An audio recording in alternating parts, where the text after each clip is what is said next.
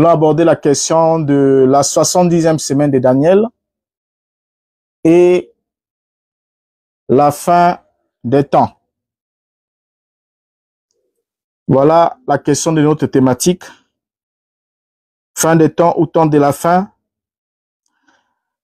Pourquoi est-ce que nous voulons aborder cette question? Parce que nous vivons dans un temps où souvent nous entendons les hommes de Dieu faire des affiches, faire des communiqués, faire des prêches, des prédications, des séminaires.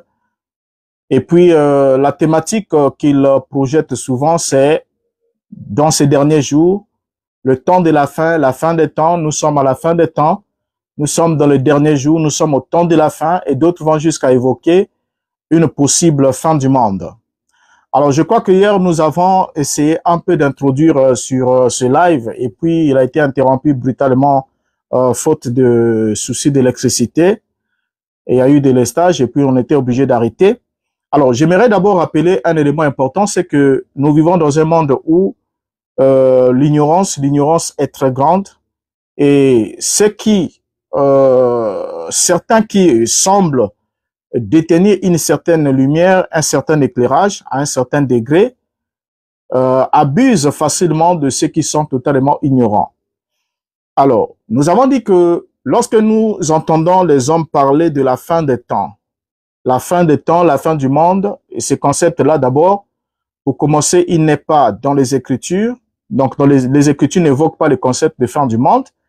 Et vous allez remarquer que dans certains textes des évangiles, vous allez voir que vous lisez la fin du monde, vous lisez le concept fin du monde ou terminologie fin du monde, mais notez-le ensemble avec moi que ce que vous lisez dans votre Bible comme étant la fin évoquée du monde n'est pas vraiment une écriture biblique, mais c'est une interprétation de l'écriture. Et lorsqu'on parle de l'interprétation de l'écriture, on n'est pas exactement sur le même fondement ou la pensée de l'auteur du texte. Et souvent, les interprétations sont des transcriptions, des translittérations et même des traductions. Vous voyez, donc il y a des interprétations plutôt qui sont là. Alors, tout cela fait que le peuple soit dans la confusion. Alors, pour que cette confusion-là soit tellement grandissante, il a fallu qu'il y ait des sectes, l'apparition des sectes apocalyptiques. Et on entend par sectes apocalyptiques des sectes qui prêchent sur l'imminence d'une prétendue fin du monde.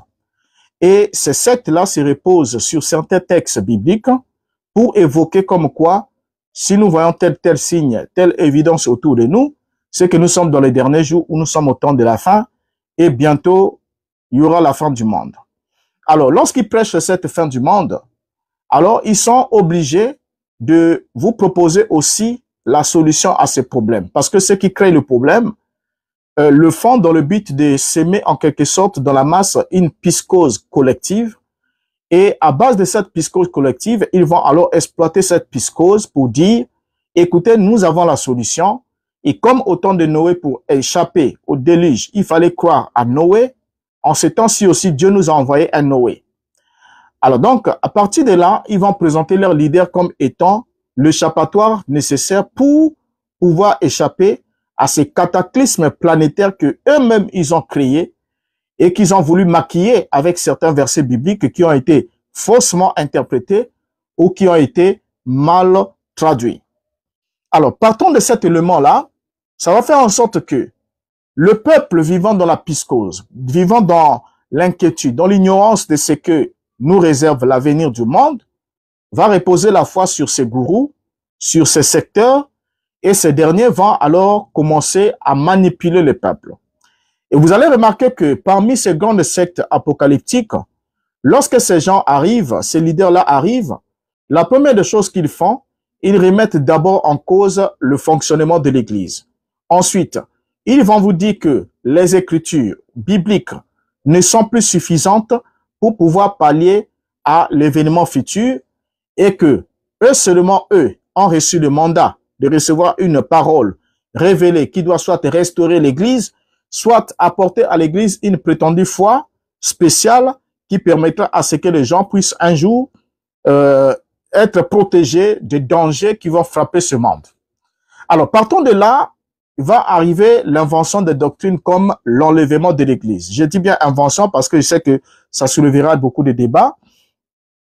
Alors, cette doctrine va être inventée par les dispensationalistes qui vont répartir le plan divin en deux catégories de peuples. Donc, il y a, Dieu aurait, selon eux, deux peuples, deux types de peuples distincts, dont le peuple d'Israël qui est la descendance biologique, donc un peuple naturel, et Dieu a aussi un peuple spirituel, c'est-à-dire ceux qui ont cru par le Mashiach.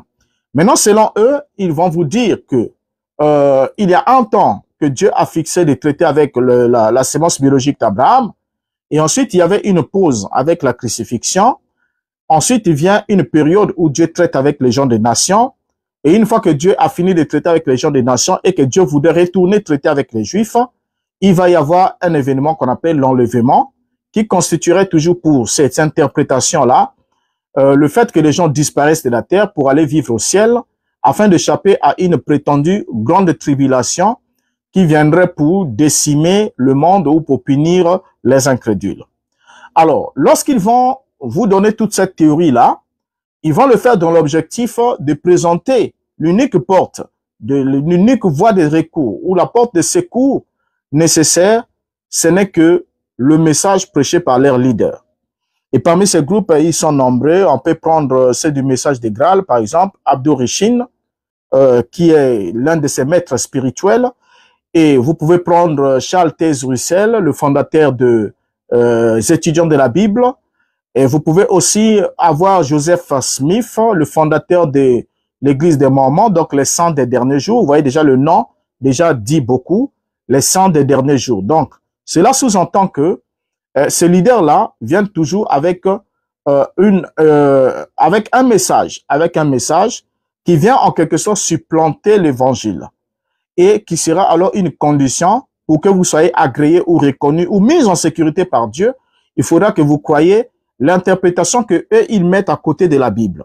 Ils commencent d'abord par mettre cette interprétation à côté de la Bible et ensuite ils vont donner à cette interprétation plus de poids et plus de valeur que la Bible. Et la Bible sera reléguée en second rang, second plan, ou encore sera complètement bannie pour certains d'entre eux.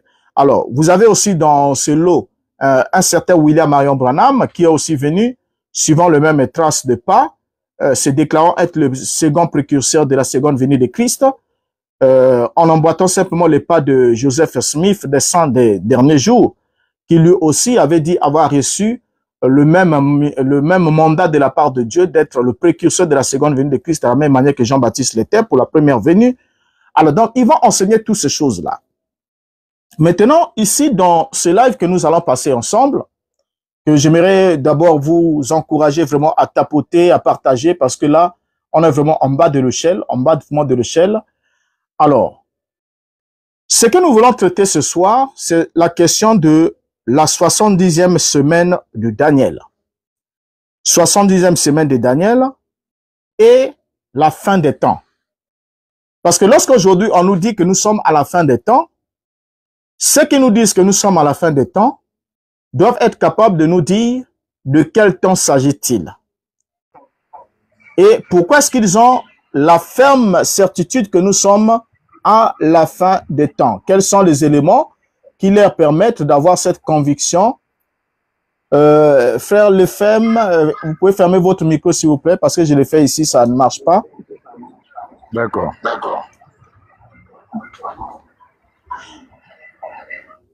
Merci beaucoup. Alors donc, nous allons évoquer cette question sur le temps. Et je crois, comme je l'ai dit, que ça va nous permettre de toucher beaucoup de points, beaucoup de sous-thèmes au travers de cette grande question. Vous savez que lorsqu'on parle de 70 semaines de Daniel, c'est une question prophétique profonde et qui demande que nous puissions vraiment être bien fixés, bien situés pour que nous puissions réellement trouver une interprétation plausible et qui sera exacte et qui sera véridique, qui va sauter aux yeux et que nous comprenons que exactement il est question de cela. Alors, ce sujet est l'un des plus tordus qui soit dans le domaine de la foi ou dans le domaine de l'interprétation ou dans le domaine de l'exégèse biblique. Alors, lorsqu'on parle de 70 semaines de Daniel, pour les dispensationalistes, ils estiment que Dieu aurait deux peuples sur la terre. Il y aura un peuple physique et un peuple spirituel. Ce qui est déjà bibliquement faux. On commence déjà par là. Dieu n'a pas un peuple physique sur la terre parce que Dieu est esprit. Et Dieu n'a pas non plus un peuple physique séparé d'un peuple spirituel. Il n'a pas deux catégories de peuples sur la terre comme les dispensationalistes l'enseignent. Voulons-nous dire que le peuple physique biologique de Dieu, c'est Israël, la descendante biologique d'Abraham, d'Isaac et de Jacob, et que le peuple spirituel de Dieu serait ceux qui sont venus à la foi au travers du Mashiach, ce qui est totalement faux. Dieu n'a qu'une seule bergerie dont Yeshua a établi souverain berger. Et selon même la Bible, nous lisons dans Jean chapitre 10, le verset 16, la Bible dit « J'ai encore d'autres brebis qui ne sont pas de cette bergerie. Celles-là, il faut que je les amène. Elles entendront ma voix. Il y aura un seul troupeau et un seul berger. » Ça, c'est Yeshua qui parle. Alors, prenons maintenant directement le sujet qui nous préoccupe pour démontrer l'ignorance qu'ont plusieurs sur cette question de la 70e semaine de Daniel, ou des 70 semaines de Daniel. Vous savez, il y a eu un temps où moi aussi, j'étais dans le courant populaire, parce que dans la marche sur le chemin de la vérité, il y a un moment où, en tant que disciples du Maître, nous pouvons entendre la voix de la foule, nous pouvons donner la réponse à une question en rapport avec ce qu'on nous a dit, mais il y a un temps où nous dépassons ce stade-là et nous ne parlons plus en rapport avec la voix de la foule, mais nous parlons en rapport avec ce que Dieu nous a directement donné. Donc, nous recevons un éclairage direct de sa part, nous recevons une illumination directe de sa part, et cela nous permet alors d'avoir une compréhension nette de sa part. Je prends juste un exemple en passant. Lorsque Yeshua a posé la question à Pierre et les autres apôtres, il leur dit, les gens disent que je suis qui? Qui suis-je moi, le Fils de l'homme, au dire des hommes? Il leur pose la question de savoir ce que les hommes disaient sur son identité. Et chacun a répondu à sa manière. Les uns ont dit non, on dit que tu es un prophète. D'autres disent que tu es Jérémie. D'autres disent que tu es Jean-Baptiste. D'autres disent que tu es un prophète. D'autres disent. Mais ensuite, Yeshua leur pose la deuxième question. Il dit maintenant, vous, qui dites-vous que je suis? À ce moment-là, tous les disciples se sont calmés. Il y a eu un silence de mort. Et Pierre prend la parole et dit, tu es le Christ, le Fils du Dieu vivant. Et Yeshua le regarde, il dit, tu es Éré Simon, fils de Jonas, car ce n'est pas la chair et le sang qui t'ont révélé cela, mais c'est mon Père qui est dans les cieux. Donc on comprend par là que, pour une seule question, il y a eu la réponse de la foule, qui était approximative à la vérité, mais qui n'était pas la vérité absolue. Et ensuite, il y a eu la réponse révélée par Dieu au travers de Pierre. Et là, c'est tout à fait différent. Vous allez voir que la réponse que Pierre donne, il donne une réponse précise et exacte. Tu es le Christ, le Fils du Dieu vivant. Alors, lorsque Yeshua aussi se trouve devant Philippe, devant Caïphe plutôt, quand Caïphe lui pose la question, es-tu le Christ, le Messie, le roi d'Israël? Yeshua répond, il dit, ces choses-là, tu les dis de toi-même ou bien c'est les autres qui te l'ont dit de moi? Et parce que là, c'est une question très importante.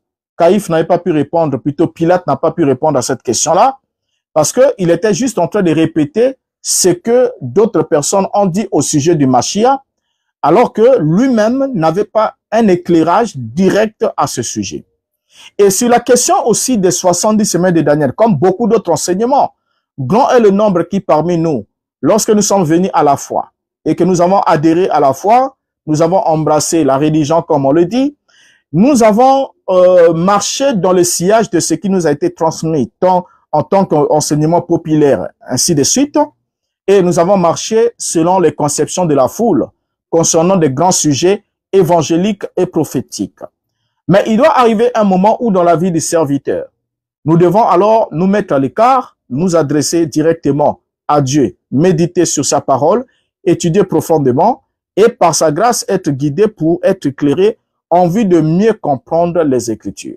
Alors, les choses que nous allons dire ce soir dans ce numéro, dans ce live, sont des choses qui, quelquefois, certains pourront dire, mais écoutez, Docteur Mbota, on vous a écouté l'autre fois et en 2017, vous avez déclaré ceci, vous avez soutenu ça de cette manière. Mais comment se fait-il que aujourd'hui, vous prenez alors cette direction-ci. Alors, à ce moment-là, je crois que ce sera encore une évidence comme quoi nous sommes sur le chemin de l'apprentissage. Et comme disait l'apôtre, plutôt le prophète David, dans le psaume 119, il a dit « Ta parole est une lampe à mes pieds et une lumière sur mon sentier. » Et vous savez que lorsque vous vous déplacez avec la lampe, pas les lampes torches qui envoient un spot lumineux en avant, mais la lampe, par exemple, à pétrole, telle que nous en avons encore ici chez nous en Afrique, lorsque vous marchez dans la nuit sombre et que vous tenez une lampe dans la main, la lampe ne peut éclairer qu'au fur et à mesure que vous avancez. Donc, plus vous avancez, plus l'éclat de la lumière éclaire l'environnement de vos pas.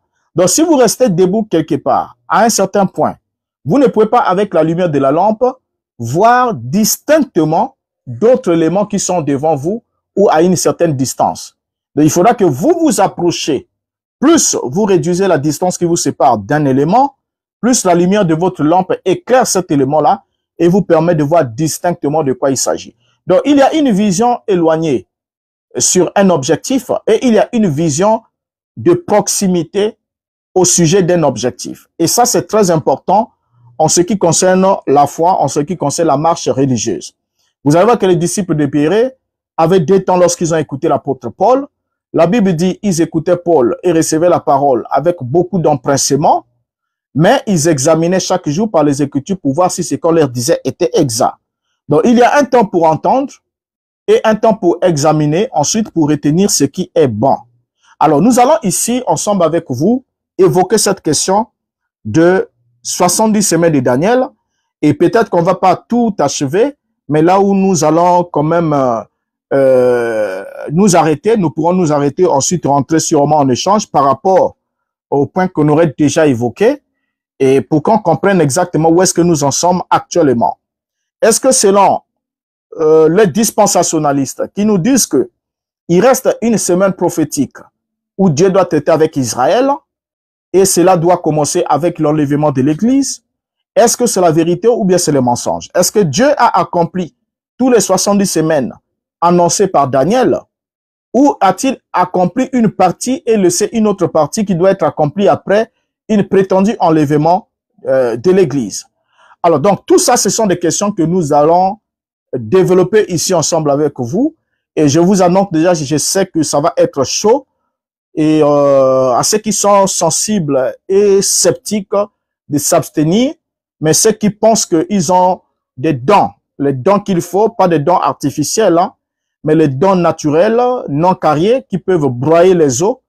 Alors, vous êtes les bienvenus sur ce live et nous allons maintenant entrer dans le vif du sujet.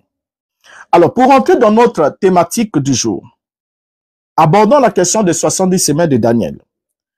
Je commence par la lecture des propos de l'ange Gabriel au prophète Daniel, rapporté dans Daniel chapitre 9, le verset 24. Je lis ce qui suit. Il a dit, Daniel 9, 24.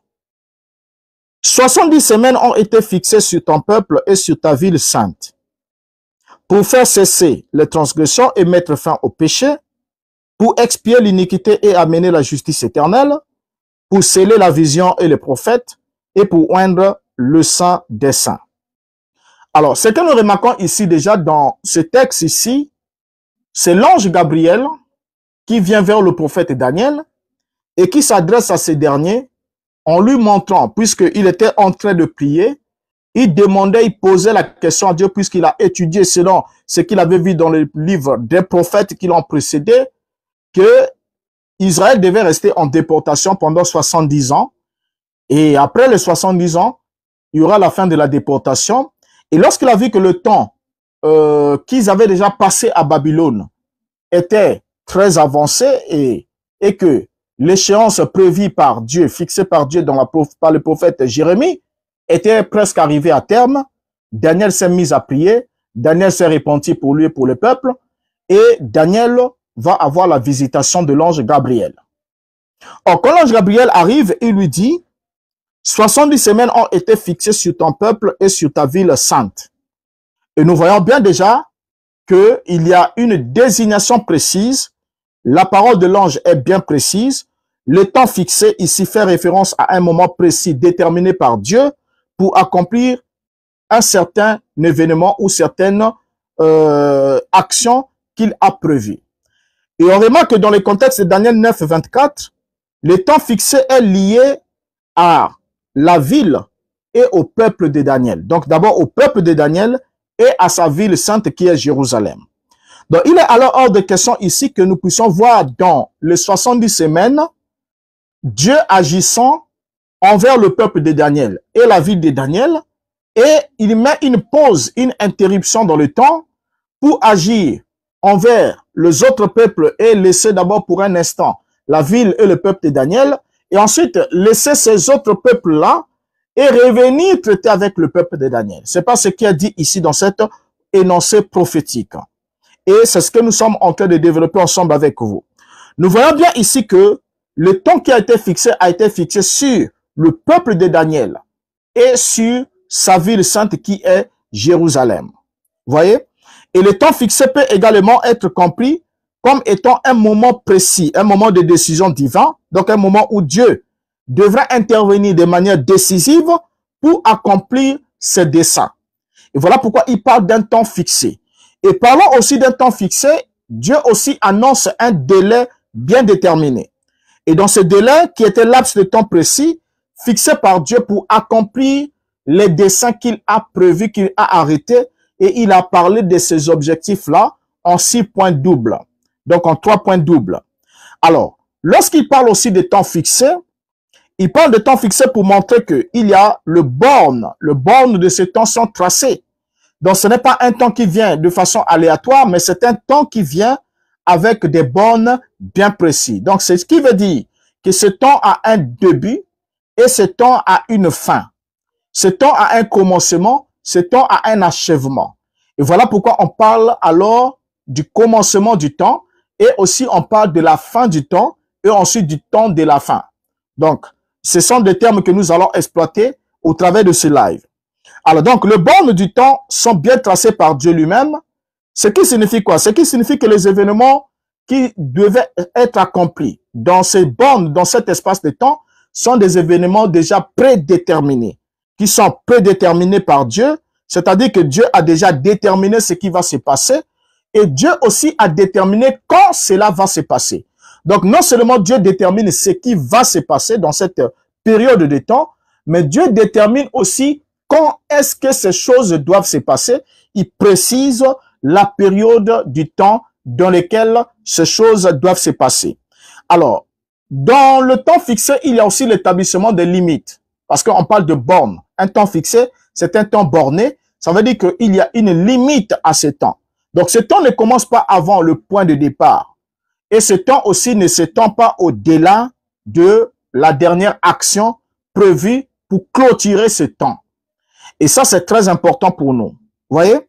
Donc, les limites sont établies et les bornes du temps fixent en quelque sorte les limites claires pour les événements et aussi pour les périodes de l'histoire qui devraient voir la réalisation de ce que Dieu a projeté de réaliser.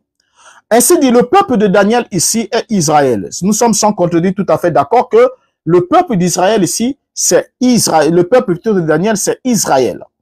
Et la ville sainte de Daniel, c'est Jérusalem. Le peuple, c'est Israël, peuple de l'alliance conclue avec les descendants d'Abraham, d'Isaac et de Jacob sur le mont Sinaï, donc au travers de Moïse, et cette alliance sur laquelle reposait en même temps le sacerdoce lévitique. Vous allez remarquer que Dieu a d'abord conclu alliance avec le peuple avant de leur donner un sacerdoce. Donc le sacerdoce reposait sur l'alliance. Et ça sont des éléments que nous devons d'abord souligner qui sont très importantes. N'oubliez surtout pas de partager. Mettez les cœurs s'il vous plaît. Les lives menacés. Tapotez, mettez des cœurs, des fleurs, des likes. Allez-y, allez-y. Faites monter l'audience. Augmentez le nombre de partages. Témoignez de votre intérêt pour les lives s'il vous plaît. Allez-y, allez-y, allez-y. Tapotez mes chers frères. Allez-y, allons-y, montez encore. Allons-y. Ok, merci beaucoup. Alors, donc déjà ici, On voit que le peuple de Daniel, c'est Israël, descendant biologique d'Abraham, d'Isaac et de Jacob. Peuple qui a ratifié l'alliance avec le Dieu d'Israël sur le mont Sinaï au travers de Moïse. Alliance sur laquelle repose aussi le sacerdoce lévitique qui a pour point focal le temple de Jérusalem avec tous les services divins qui s'organisaient là-bas. Alors donc, ces éléments-là sont importants. D'abord, vous allez le comprendre pourquoi. Parce que lorsqu'on évolue, on va se rendre compte que les 70 semaines d'année sont bien évidemment fixées sur le peuple juif et sur la ville juive qui était Jérusalem. Peuple de Daniel, ville de Daniel.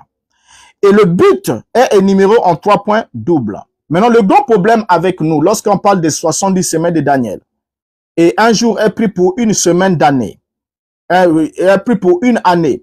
Alors, lorsqu'on parle des 70 semaines de Daniel, le grand problème sur ce point a toujours été le point de départ du décompte des 70 semaines de Daniel. Le point de départ est le point le plus culminant sur toute interprétation et toute exégèse sur ce texte. Quand commencent les 70 semaines de Daniel? À partir de quand doit-on compter? Et ensuite voir que Dieu doit accomplir dans la fourchette des 70 semaines tout ce qu'il a prévu d'accomplir dans cette fourchette-là. Et que Dieu n'est pas censé aller au-delà du terme qu'il a déjà fixé. Parce que l'ange est clair, il a dit que 70 semaines ont été fixées sur ton peuple et sur ta ville sainte. Alors, donc maintenant ici, lorsque nous prenons le verset qui va suivre, le verset 25, pour que nous puissions voir à quel moment doit débuter le décompte des 70 semaines de Daniel. Et c'est très important, et là, ça va nous demander d'entrer dans les calculs mathématiques, mais ce ne sera pas juste à nous chauffer les méninges, non, mais ce sera simplifié, et nous allons juste lire les textes scripturaires. Alors, je prends le verset 25, Daniel chapitre 9, le verset 25. Je vais lire dans la version Zadok Khan, la Bible du rabbinat. Qu'est-ce que nous est rapporté ici dans ce texte? Il a dit ceci, Daniel chapitre 9, le verset 25, nous dit, « Sache donc et comprends bien qu'à partir du moment où fut donné l'ordre de recommencer à reconstruire Jérusalem, jusqu'à un prince oint, il y a 7 semaines, et durant 62 semaines, Jérusalem sera de nouveau rebâtie, rues et fossés, des remparts, mais en pleine détresse de temps. » Alors, qu'est-ce qu'on remarque ici? L'ange Gabriel porte à la connaissance de Daniel sur le moment où doit commencer le décompte des 70 semaines de Daniel. Et il lui dit, sache donc et comprends qu'à partir du moment où fut donné l'ordre de recommencer à reconstruire Jérusalem. Remarquez bien, c'est à partir du moment où fut donné l'ordre de recommencer, pas de commencer, mais de recommencer à reconstruire Jérusalem. Donc ici, il ne s'agit pas de commencer à reconstruire ou de commencer à construire, mais de recommencer à reconstruire Jérusalem. Dans les 70 semaines de Daniel ont pour point de départ l'ordre de recommencer à reconstruire Jérusalem. Alors remarquez, on constate ici que le compte de 70 semaines débute avec l'ordre de recommencer à reconstruire Jérusalem, tel que cela nous est rapporté dans la version Zadok Khan, la Bible du rabbinat, dans Daniel chapitre 9, le verset 25. C'est évident sur ce point que beaucoup de personnes se sont foutues le doigt dans l'œil. Et nous tous, on était là-dedans. Beaucoup se sont foutus le doigt dans l'œil parce que ils ont voulu donner une interprétation fantaisiste et d'autres ont suivi des interprétations tendancieuses faites par les dispensationalistes qui ont voulu embrouiller tous les tableaux pour insérer leur fausse doctrine de l'enlèvement, ainsi de suite. Maintenant, le verset ici, 25, ne parle pas de l'ordre de commencer à reconstruire Jérusalem, mais parle de l'ordre de recommencer à reconstruire Jérusalem. Et c'est très important. Maintenant, vous allez voir que dans d'autres versions, il a dit, on parle de l'ordre de reconstruire Jérusalem, de commencer à reconstruire Jérusalem. ou de reconstruire Jérusalem. Ce n'est pas ce que le texte authentique dit, mais ici, lorsqu'on lit dans la Bible du rabbinat, il nous est dit que dès le moment où l'ordre a été donné de recommencer à reconstruire Jérusalem, c'est le point de départ de 70 semaines. Alors, c'est peut-être évident que lorsqu'on parle de recommencer, recommencer signifie quoi? Signifie évidemment que la construction avait été décrétée. Donc, la reconstruction avait été décrétée, la reconstruction avait même débuté, mais ensuite, la reconstruction a été interrompue. Ensuite, vient le moment où on donne l'ordre de recommencer à reconstruire. Parce que lorsqu'on parle de recommencer à reconstruire, cela sous-entend qu'on avait déjà commencé à reconstruire, mais il y a eu une circonstance ou bien une instruction qui a fait qu'il y ait l'arrêt de la reconstruction. Et ensuite, lorsque cette disposition, cet arrêt prend fin, et on donne l'ordre de recommencer à reconstruire Jérusalem. C'est à ce moment-là que commence le décompte des 70 semaines de Daniel. Maintenant, suivant de façon évolutive comment le texte lui-même est en train de nous baliser la voie. Vous voyez?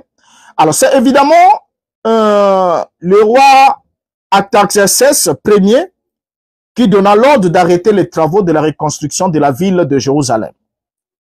Et ce roi, lorsqu'il a donné l'ordre, nous pouvons lire dans Esdras chapitre 4, le verset 21, la Bible nous dit, en conséquence, ordonnez de faire cesser les travaux de ces gens afin que cette ville ne se rebâtisse point avant une autorisation de ma part.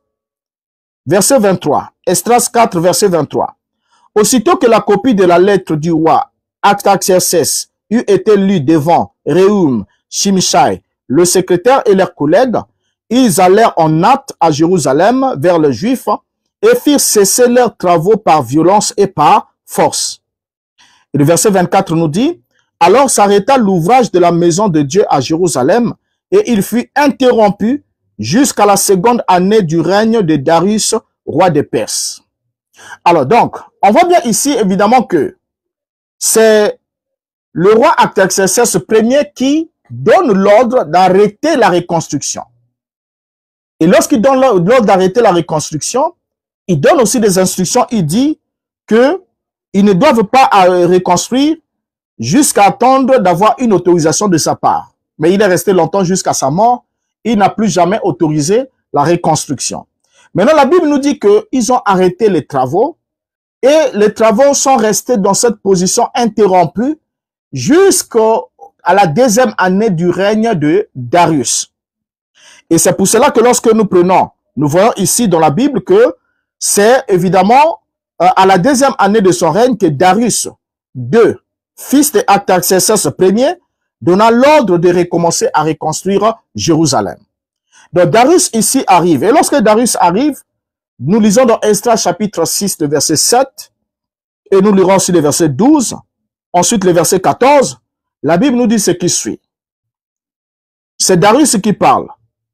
Il dit, laissez continuer les travaux de cette maison de Dieu. Que le gouverneur des Juifs et les anciens des Juifs la rebâtissent sur l'emplacement qu'elle occupait. Que le Dieu qui a fait résider en ces lieux son nom renverse tout roi et tout peuple qui étendrait la main pour transgresser ma parole, pour détruire cette maison de Dieu à Jérusalem. Moi, Darius, j'ai donné cet ordre, qu'il en soit ponctuellement exécuté. Et le verset 14 nous dit, Esdras 6, verset 14. Et les anciens des Juifs bâtirent avec succès selon les prophéties d'Agé, le prophète, et de Zacharie, fils d'Ido. Ils bâtirent et achevèrent d'après l'ordre du Dieu d'Israël et d'après l'ordre de Cyrus, de Darius et d'Artaxerxès, roi de Perse. Alors, donc, on voit bien ici que la Bible est précise sur cette question. Donc, la reconstruction a été interrompue et l'ordre de recommencer à reconstruire est donné par Darius II.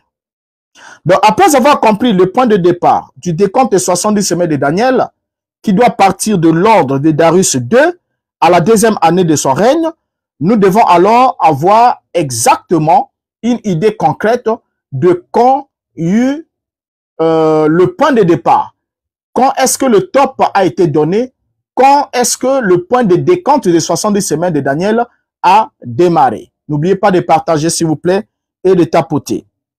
Alors maintenant ici, lorsque nous retournons dans l'histoire de façon précise, Darius II régna de l'an 423 jusqu'à l'an 404 avant Jésus-Christ.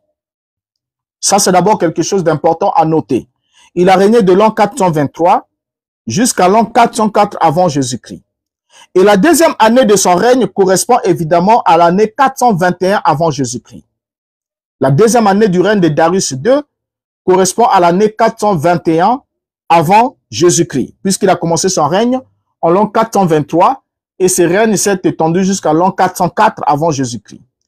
Donc, s'il a donné l'ordre de recommencer à reconstruire le temple et la ville en deuxième année de son règne, donc c'était l'année 421 avant Jésus-Christ. Ainsi, l'an 421, qu'on doit retenir et écrire en rouge, l'an 421 est le point de départ des 70 semaines de Daniel. L'an 421 est le point de départ des 70 semaines de Daniel.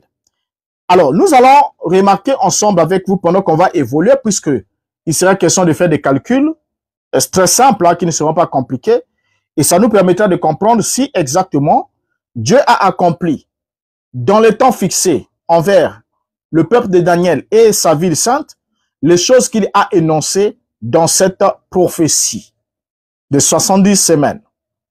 Et voir par là s'il y a réellement un temps qui reste, 3 ans et demi ou 7 ans, que Dieu traiterait encore avec Israël.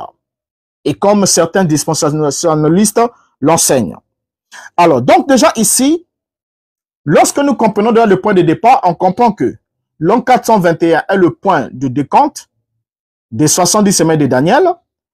Et le premier prince oint qui vient après les 7 semaines, les 7 premières semaines, fut Néhémie. Néhémie est le premier prince oint qui vient après les 7 premières semaines, c'est-à-dire une période de 49 ans.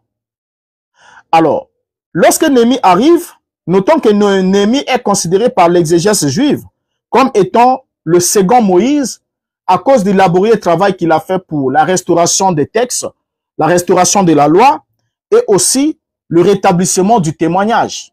Néhémie a fait ce grand travail. Et pour l'exégèse juive, Néhémie est considéré comme étant un second Moïse. Donc, il est le prince gouverneur, le prince oint énoncé dans la prophétie de Daniel qui arrive 7 semaines après le point du recommencement ou encore le début du décompte des 70 semaines de Daniel. Maintenant, lorsque nous regardons ici, pour certains, ils se disent non, le premier oint qui est énoncé là dans le verset 24, le verset 25, c'est Yeshua. Parce que quand on voit oint, on doit voir automatiquement que c'est le Christ. Il n'en est pas question parce que le Christ, Yeshua n'est pas arrivé à la 49e année après le début des 70 semaines. Du décompte des 70 semaines. Tapotez s'il vous plaît, le live est menacé. Tapotez s'il vous plaît. Tapotez, mettez le cœur. Allons-y mes frères, mettez le cœur, tapotez s'il vous plaît. Tapotez, le live est signalé. Témoignez de l'intérêt s'il vous plaît pour qu'on progresse.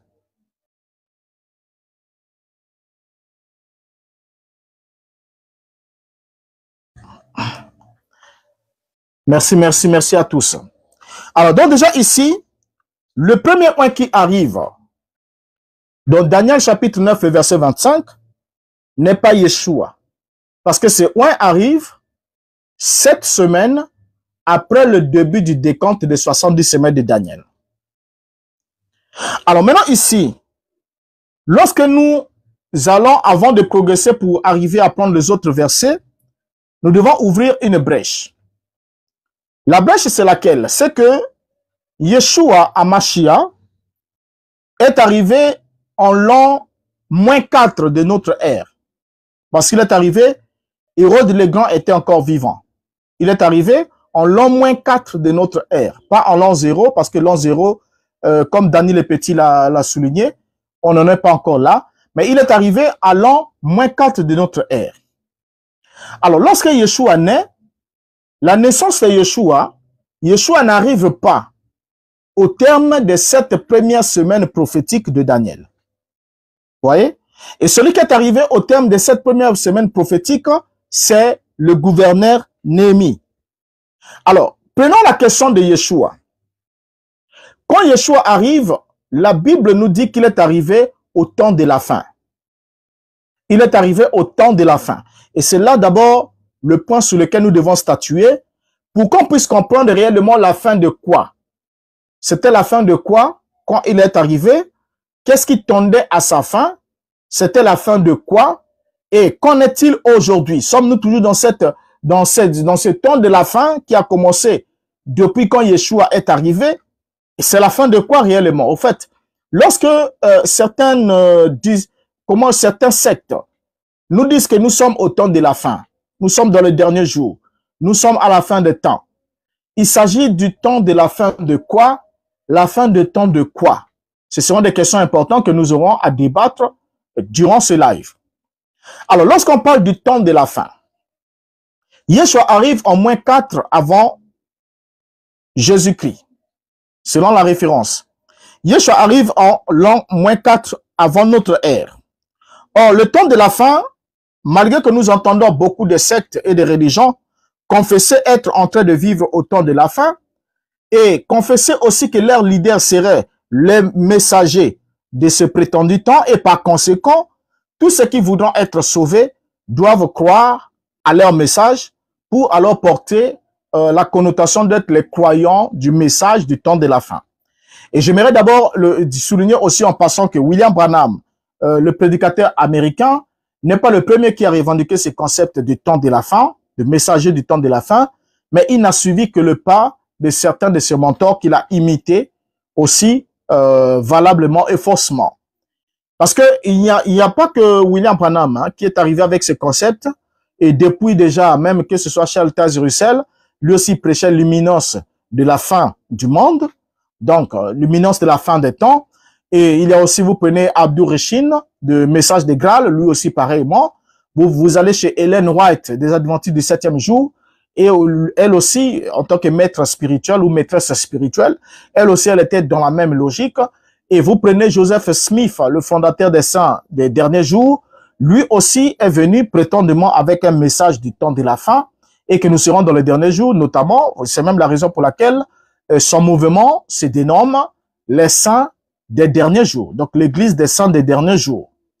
Alors donc, à partir de ce moment, ces gens sont censés nous dire de quel temps de la fin il s'agit, parce que lorsqu'ils évoquent que nous sommes dans les derniers jours, ou nous sommes au temps de la fin, ils se réfèrent à certains passages, à certains textes que nous serons obligés de lire avec vous, et nous allons voir que ils ont fait une lecture anachronique de ces textes. Ils ont réellement raté de saisir les textes dans leur contexte pour pouvoir nous situer dans un temps qui n'est pas le nôtre. Et ensuite, nous verrons réellement dans quel temps nous sommes pendant que nous évoluons avec ces lives. Alors, notons ensemble que ces prétendus messagers du temps de la fin, lorsqu'ils arrivent, ils viennent toujours avec un autre Jésus. Vous allez remarquer leur première particularité, c'est de prêcher un Jésus que les apôtres n'ont pas prêché. Et ensuite, ils viennent aussi avec un autre esprit que les apôtres n'ont pas communiqué. Et ils viennent aussi effectivement avec un autre évangile, souvent avec un autre évangile qui est le point de terminus. Et cet autre évangile, c'est lequel? C'est que ils vous diront que c'est leur interprétation à eux qui est une interprétation valable et reconnue par Dieu. Donc, il faudra que vous écoutez leur interprétation, que vous allez chez Charles Taze Russell, des témoins de Jéhovah, le fondateur des étudiants de la Bible. Lui, il a laissé avec son mouvement, le Watchtower. Bon, avec tout ça là, il a initié ce mouvement et vous allez chez Abdou Reshin, il a les livres de vérité, les livres verts qu'il a laissés. Vous allez chez les saints des derniers jours, il y a les livres des Mormons. Et vous allez chez William Branham, il y a la révélation des 7 sceaux, les 70 semaines de Daniel, l'exposé des 7 ans de l'église et autres brochures qu'ils ont mis à côté de la Bible et qui sont en quelque sorte l'interprétation pure, réelle, limpide, selon eux, de ce que la parole de Dieu devrait être, et que c'est à base de ces paroles-là que le peuple qui croit aura alors une foi qui leur permettra de décoller de la terre pour aller au ciel, quand Christ sera sur le point de retourner traiter avec Israël, selon l'interprétation dispensationaliste des 70 semaines de Daniel. Interprétation qui est venue avec Nelson Darby, suivi de son disciple Scofield. Alors, du coup, tous ceux qui lisent la Bible avec le note d'explication de Scofield adoptent cet enseignement-là sans prendre le temps eux-mêmes de réexaminer, parce que d'abord, Darby, est-ce que Darby traduit, c'est un traducteur, il traduit, et Scofield interprète la traduction Darby, et ainsi que Louis II, et du coup, on vous emmène dans un cadre qui est bien tracé pour que vous voyez les choses exactement. En fait, on vous oriente votre lecture de la Bible, en fait. Lorsqu'on oriente votre lecture de la Bible, on l'oriente de telle sorte que vous ne voyez que ce qu'ils veulent que vous voyez. Et du coup, pour qu'ils parviennent à ça, ils sont obligés de modifier certains textes de façon subtile.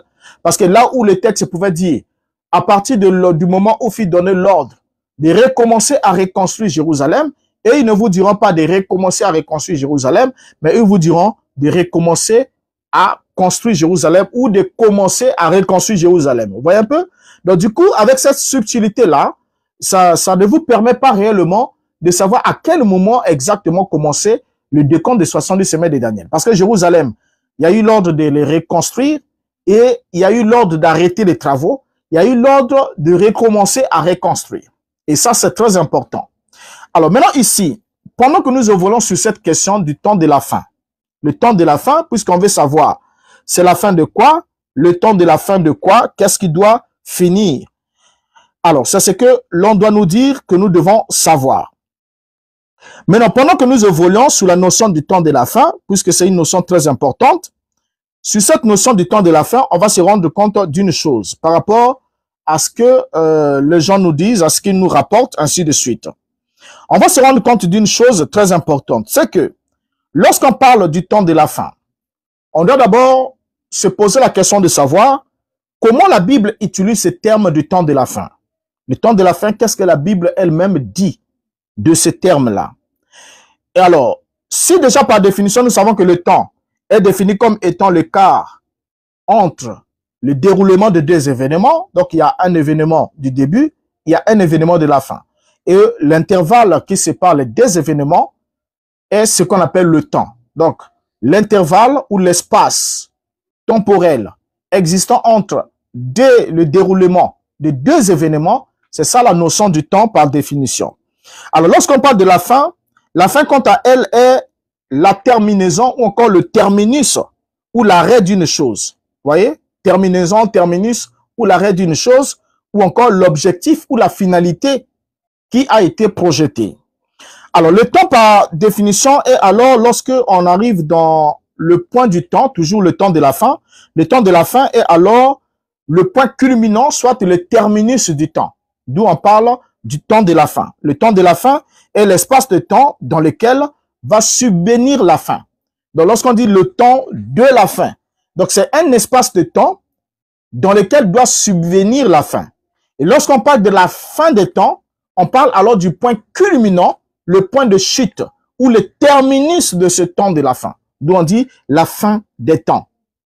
Alors, le mot fin déjà par définition lui-même signifie, à titre de rappel, il désigne le terme ou l'arrêt d'une action ou d'une période.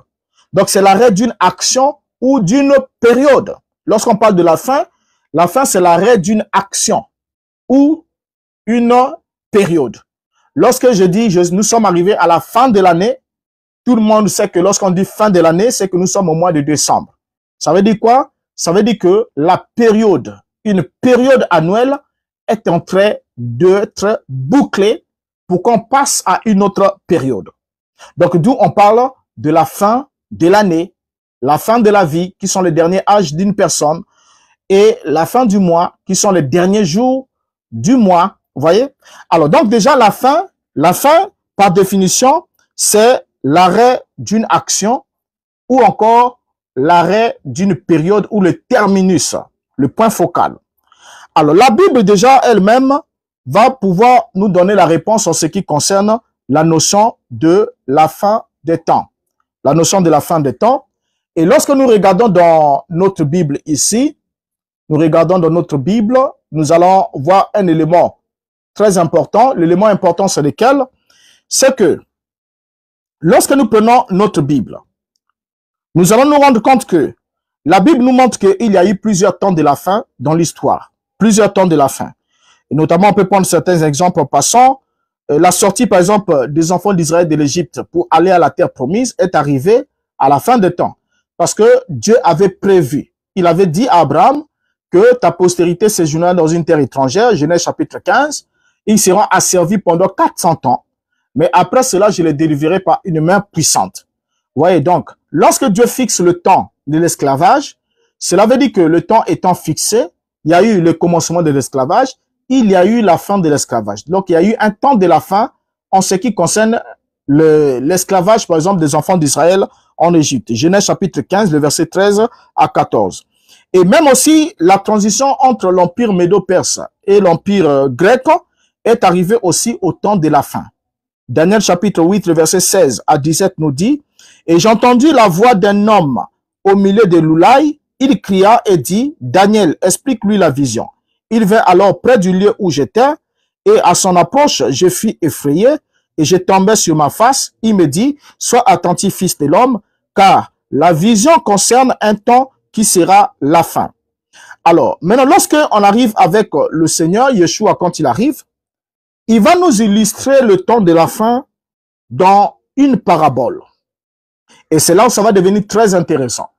Il va nous illustrer le temps de la fin dans une parabole. N'oublions pas que nous sommes dans les 70 semaines de Daniel. Si le temps a été fixé pour les enfants d'Israël, c'est que ce temps devait arriver à terme. Et si les enfants d'Israël, le peuple d'Israël avait conclu une alliance avec Jéhovah, alors cette alliance-là avait des conditions. Et cette alliance-là, une fois qu'il n'a pas été respectée et honorée par le peuple, cette alliance-là devait arriver à sa fin. En d'autres termes, on devait terminer avec la première alliance et passer dans une nouvelle alliance. C'est comme lorsque on arrive à la fin d'une année, on transite dans une autre année. Vous voyez? Et ce sont des éléments très importants. Alors maintenant, ici, nous allons interpeller le Seigneur. Yeshua qui va nous parler d'une parabole. Cette parabole va nous permettre de détecter beaucoup de choses. Allons-y ensemble avec vous. Je crois que ce sera aussi le point de chute pour que nous puissions alors entrer dans l'échange. Après, nous allons continuer avec la notion de 70 semaines, puisqu'il y a des calculs à faire et tout le reste, pour voir si réellement il y a encore du temps qui reste. Mais je vous apprends déjà qu'il n'y a pas de temps restant en ce qui concerne les 70 semaines de Daniel, que toutes les 70 semaines ont été exactement accomplies au temps. Pas une année de plus, pas une année de moins, on va le démontrer. Maintenant ici, nous allons avec Yeshua voir comment ce dernier a illustré, la fin des temps ou encore le temps de la fin par une parabole, la parabole qu'il a donnée sur le vigneron homicide de Matthieu chapitre 21. Qu'est-ce que cette parabole nous dit? Qu'on va lire vraiment mot à mot. Le verset 33 commence à Matthieu 21 à partir du verset 33. La Bible nous dit, écoutez une autre parabole. Il y avait un homme, maître de maison, qui planta une vigne. Il l'entoura d'une haie. Il creusa un pressoir et bâtit une tour. Puis il afferma à des vignerons et quitta le pays. Lorsque le temps de la récolte fut arrivé, il envoya ses serviteurs vers les vignerons pour recevoir le produit de sa vigne. Les vignerons s'étant saisis de ses serviteurs, battirent l'un, tuèrent l'autre et lapidèrent le troisième. Il envoya encore d'autres serviteurs, et en plus grand nombre que les premiers, et les vignerons le traitèrent de la même manière. Lisons même le verset 37. Enfin, il envoya vers eux son fils, en disant, ils auront du respect pour mon fils. Remarquez, le verset 37 ici commence par un mot très important, quelle que soit la traduction. Le mot c'est lequel? Enfin. Lorsque le verset 37 commence par enfin, ça doit nous interpeller. Donc ici, on voit que le maître de la vigne a envoyé des serviteurs à tour de rôle à sa vigne pour qu'on lui emmène le fruit de sa récolte. Maintenant, les vignerons ont traité chacun d'une certaine manière. Ils ont battu les autres des verges, ils ont tué les autres, ils ont blessé les autres.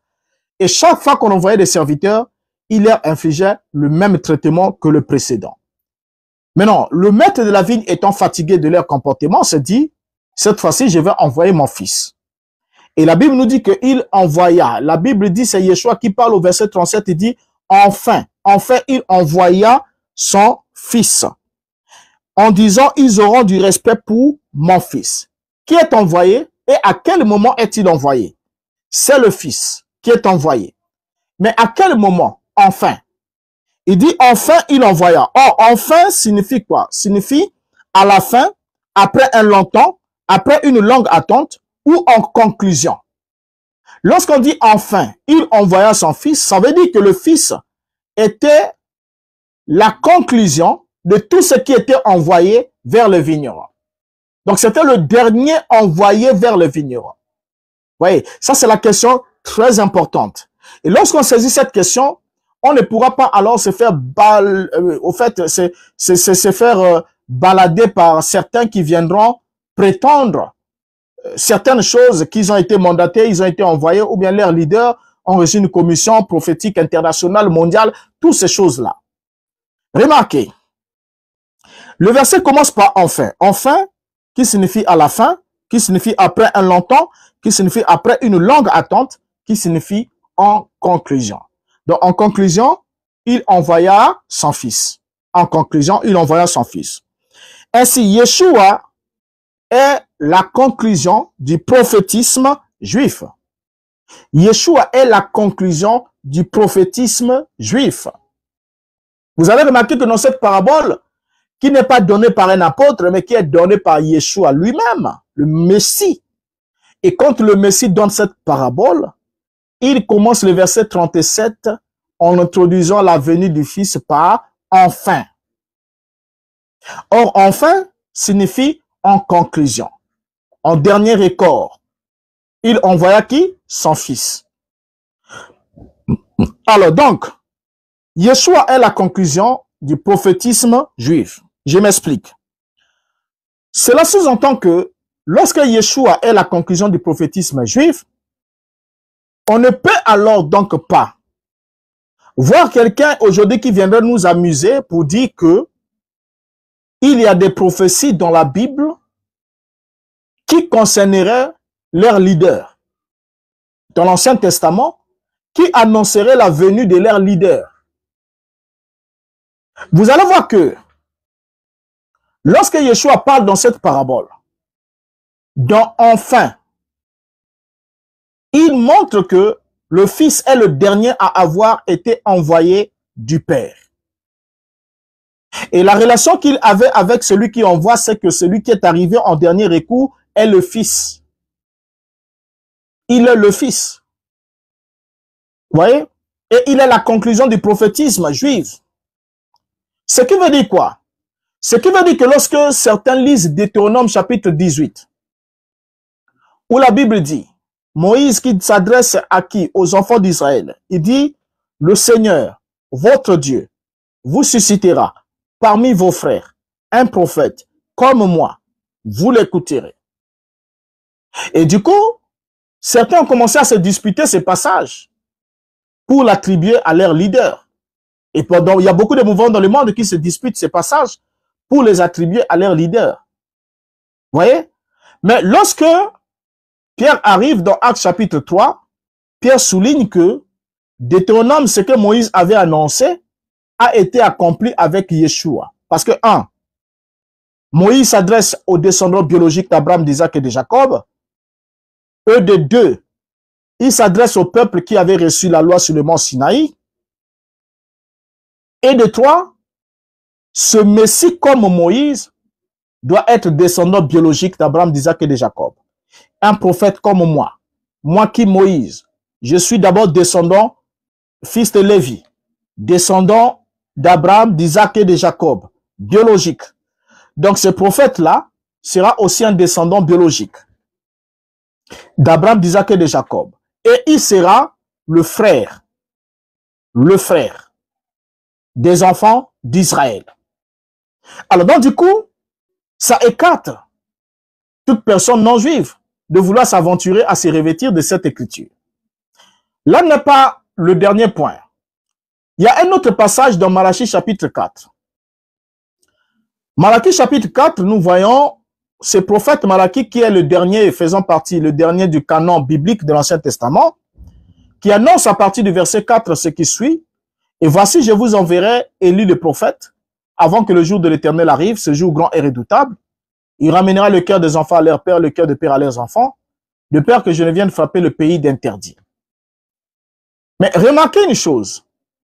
Lorsqu'on lit cette prophétie de Malachie, on voit que le chapitre 1er et le verset 1er de Malachie introduit en ces termes, parole, oracle, parole de l'Éternel à Israël par Malachie. Donc on s'adresse à Israël, descendant biologique d'Abraham, d'Isaac et de Jacob, et peuple vivant sous la première alliance conclue sur le mont Horeb.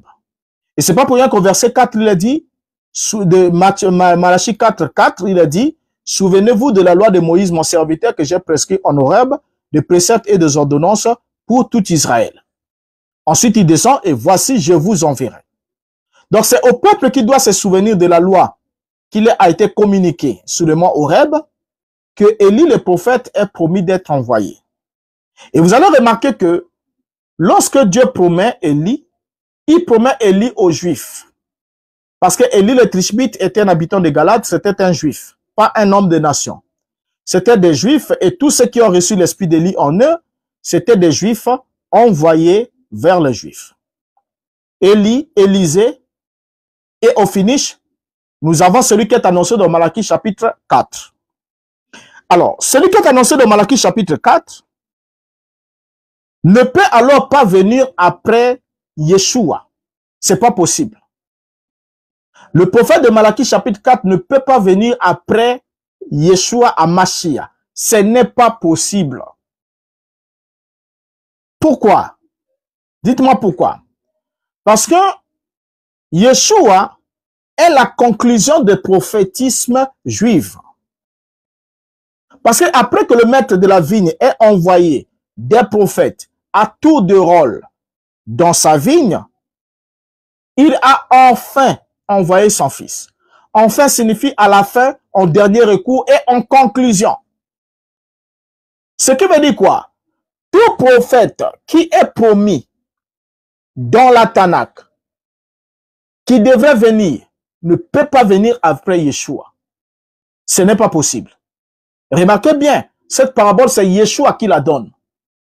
Donc du coup, lorsqu'on veut chercher Malachie chapitre 4, on ne peut pas chercher l'accomplissement de Malachie chapitre 4 au-delà de la venue de Yeshua. Ce n'est pas possible. Oui, ce n'est pas possible. Parce que Yeshua est la conclusion du prophétisme. Vous voyez? Donc, Malachie chapitre 4, le prophète Élie a été promis aux Juifs. Donc, ça devait être un Juif qui a été promis aux Juifs. Et il devait ramener le cœur des enfants d'Israël, le fils de ceux qui ont ratifié l'alliance avec le Dieu d'Israël, à la loi. Et cette loi, dont il devait se souvenir, qui leur a été rappelée dans le verset 4. Souvenez-vous de la loi de Moïse, mon serviteur que j'ai prescrit en Horeb, des prophètes et des ordonnances pour tout Israël. Pas pour le monde entier, mais pour tout Israël. Il devait se souvenir. Ensuite, il a dit, voici, je vous enverrai Élie le prophète. Et il précise de peur que je ne vienne frapper le pays d'interdit. Le pays. Il ne s'agit pas du monde entier qui doit être frappé au cas où cet Élie n'est pas reçu, mais il s'agit d'un pays. Et le pays précisé ici, c'est le pays d'Israël. Lisez tous les livres de Malachie, partout là où on parle du pays entier ou du pays tout entier. Le pays, dans Malachie chapitre 1er jusqu'au chapitre 4, il s'agit bien d'Israël. Dans le pays qui est menacé d'être frappé par interdit, au cas où Malachie chapitre 4 ne serait pas reçu, il s'agit bien d'Israël. Et notez ensemble avec moi que après que le maître de la vigne ait envoyé le fils, il n'a plus envoyé de prophète en Israël. Donc si Malachie chapitre 4 est une prophétie annonçant la venue d'un prophète qui aujourd'hui est récupéré par certains délinquants spirituels qui enseignent que leurs leaders sont les prophètes de Malachie, parce que il y en a beaucoup qui se sont appropriés ces passages-là. Il y a eu, par exemple, Joseph Smith qui s'est approprié qu'il aurait reçu le ministère d'Élie parce qu'Élie aurait apparu, lui confier le sacerdoce, ainsi de suite, et beaucoup de choses qu'il dit là-dessus qu'on aurait à traiter dans le détail dans un live ou dans un autre numéro.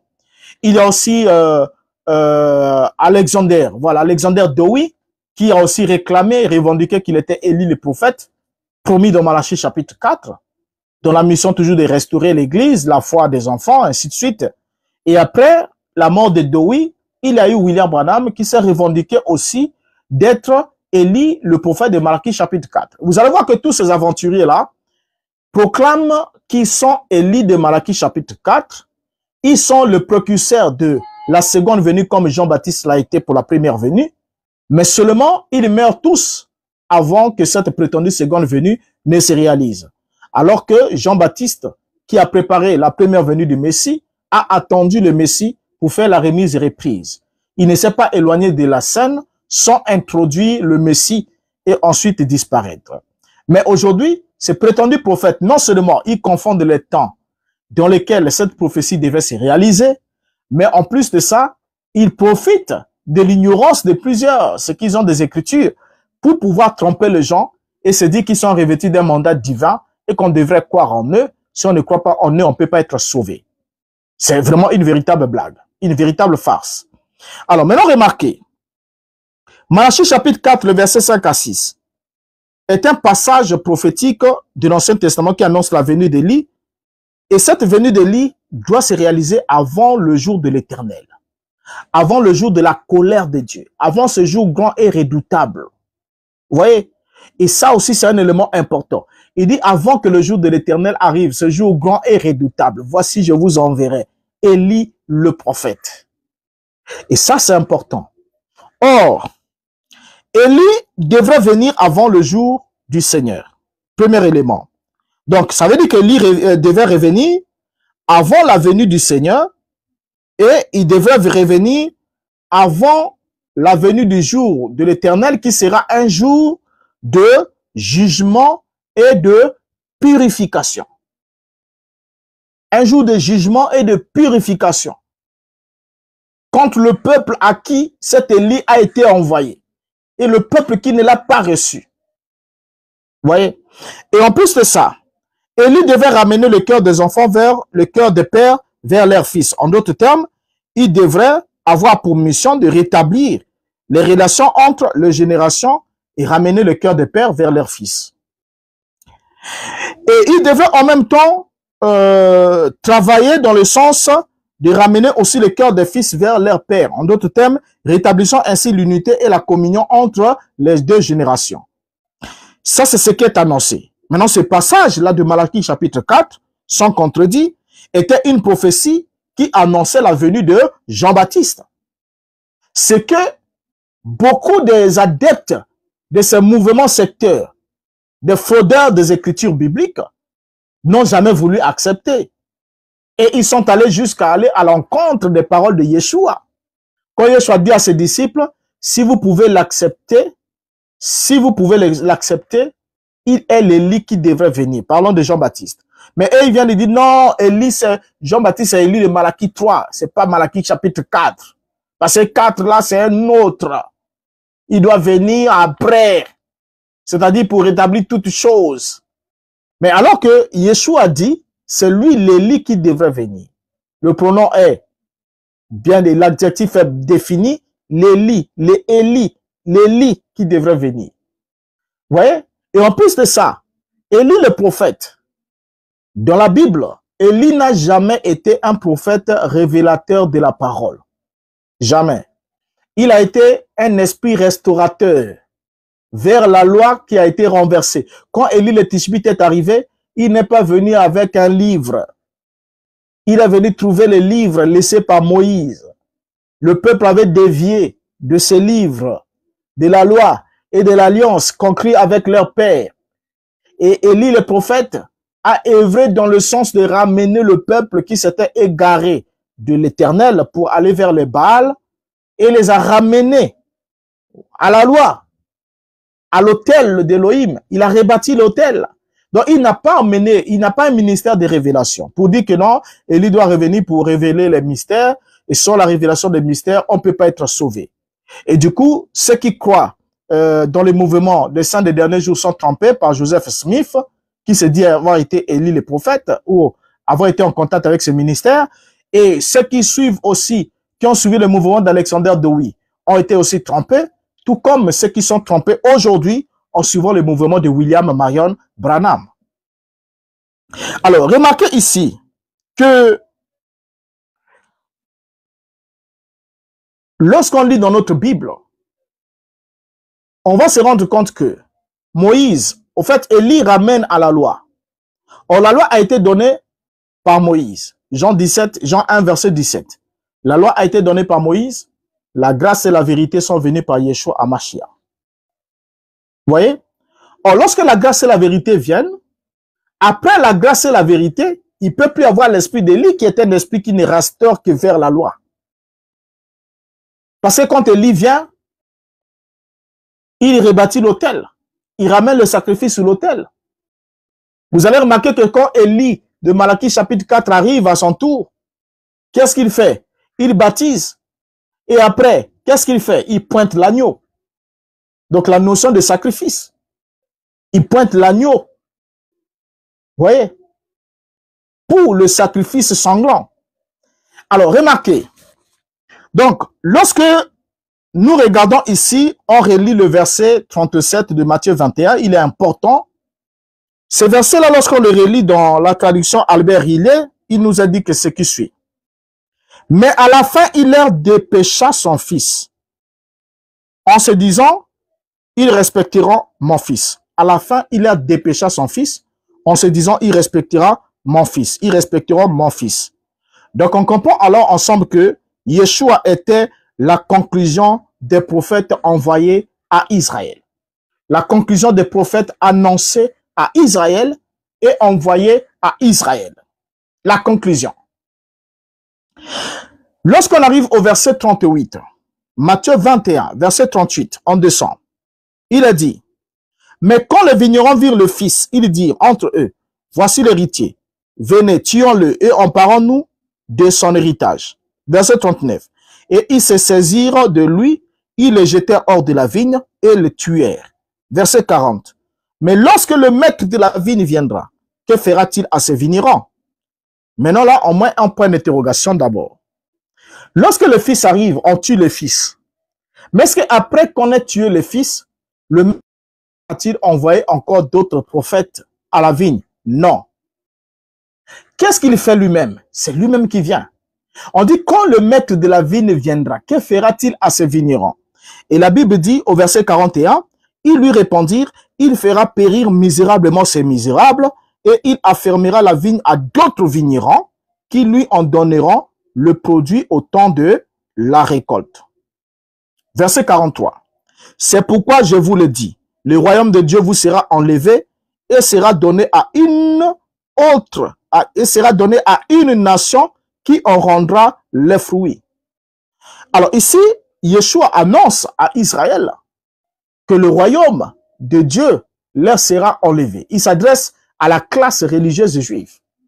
Les pharisiens qui étaient là, les sadducéens, les hérodiens, dans le Sanhédrin réuni, il s'adresse à eux et il leur dit qu'un jour, le royaume de Dieu vous sera enlevé. Mais avant de leur parler de l'enlèvement du royaume de Dieu, il leur annonce d'abord que le Fils a été envoyé en dernier recours, que c'est le dernier envoyé, c'est leur dernière chance. Et quand ils ont traité le Fils comme ils ont traité, il dit alors quand le maître de la vigne viendra, c'est pas pour rien que lorsque Yeshua parle de sa venue, il dit que vous verrez le Fils de l'homme venir dans la gloire de son Père. Pourquoi il associe Fils de l'homme avec la gloire du Père? Parce que la gloire du Père, c'est l'expression de sa justice punitive. Vous voyez? Alors, donc déjà ici, les choses qui vont vraiment vous choquer, c'est d'abord de comprendre une chose aussi, c'est que non seulement nous ne sommes pas dans les derniers jours bibliques, Et nous ne sommes pas non plus au temps de la fin. Nous ne sommes pas non plus à la fin des temps. Mais seulement le temps de la fin, le dernier jour, et le temps de la fin, le dernier jour et la fin des temps ont déjà eu lieu il y a de cela plus de 2000 ans. Ont déjà eu lieu il y a de cela plus de 2000 ans. Donc ce que les gens veulent actualiser là, pour dire en ces derniers jours, en ces temps de la fin, en cette fin des temps, bientôt il y aura la fin du monde, tout ça, ce sont des choses qui se sont accomplies il y a de cela 2000 ans. Et qui ne peuvent pas être réactualisées parce que Dieu n'a pas prévu ça dans sa parole au sujet de l'alliance dans laquelle nous nous trouvons, qui est une alliance éternelle, une alliance de l'esprit. Remarquez, quand nous regardons ici, nous pouvons constater une chose. La chose importante à constater, c'est laquelle? Nous constatons que lorsque les apôtres nous parlent de la venue de Yeshua, ils vont nous dire à quel moment Yeshua est arrivé sur la terre. Dans Galates chapitre 4, le verset 4, c'est l'apôtre Paul, on l'appelle d'abord. Il va nous dire ce qui suit. Mais lorsque les temps ont été accomplis, Dieu a envoyé son fils, né d'une femme, né sous la loi. Les temps ont été accomplis. Donc les temps sont arrivés à leur terme. Les temps sont arrivés à la fin. Dieu a envoyé son fils, né d'une femme, né sous la loi. Quand est-ce que le fils a été envoyé? C'est quand les temps ont été accomplis. En un sens, les apôtres et les disciples de Yeshua vivaient dans les derniers jours au premier siècle de notre ère. Donc au premier siècle de notre ère, les apôtres vivaient dans les derniers jours. Mais les derniers jours de quoi? C'est ça la question. Lorsqu'on prend Galates 4.4 dans la traduction David Martin, il a dit: mais quand l'accomplissement du temps est venu, Dieu a envoyé son fils, né d'une femme, soumis à la loi. Quand l'accomplissement du temps est venu. Alors, lorsque Pierre parle de la manifestation de l'agneau, dans 1 Pierre chapitre 1, le verset 20, Pierre nous dit ce qui suit.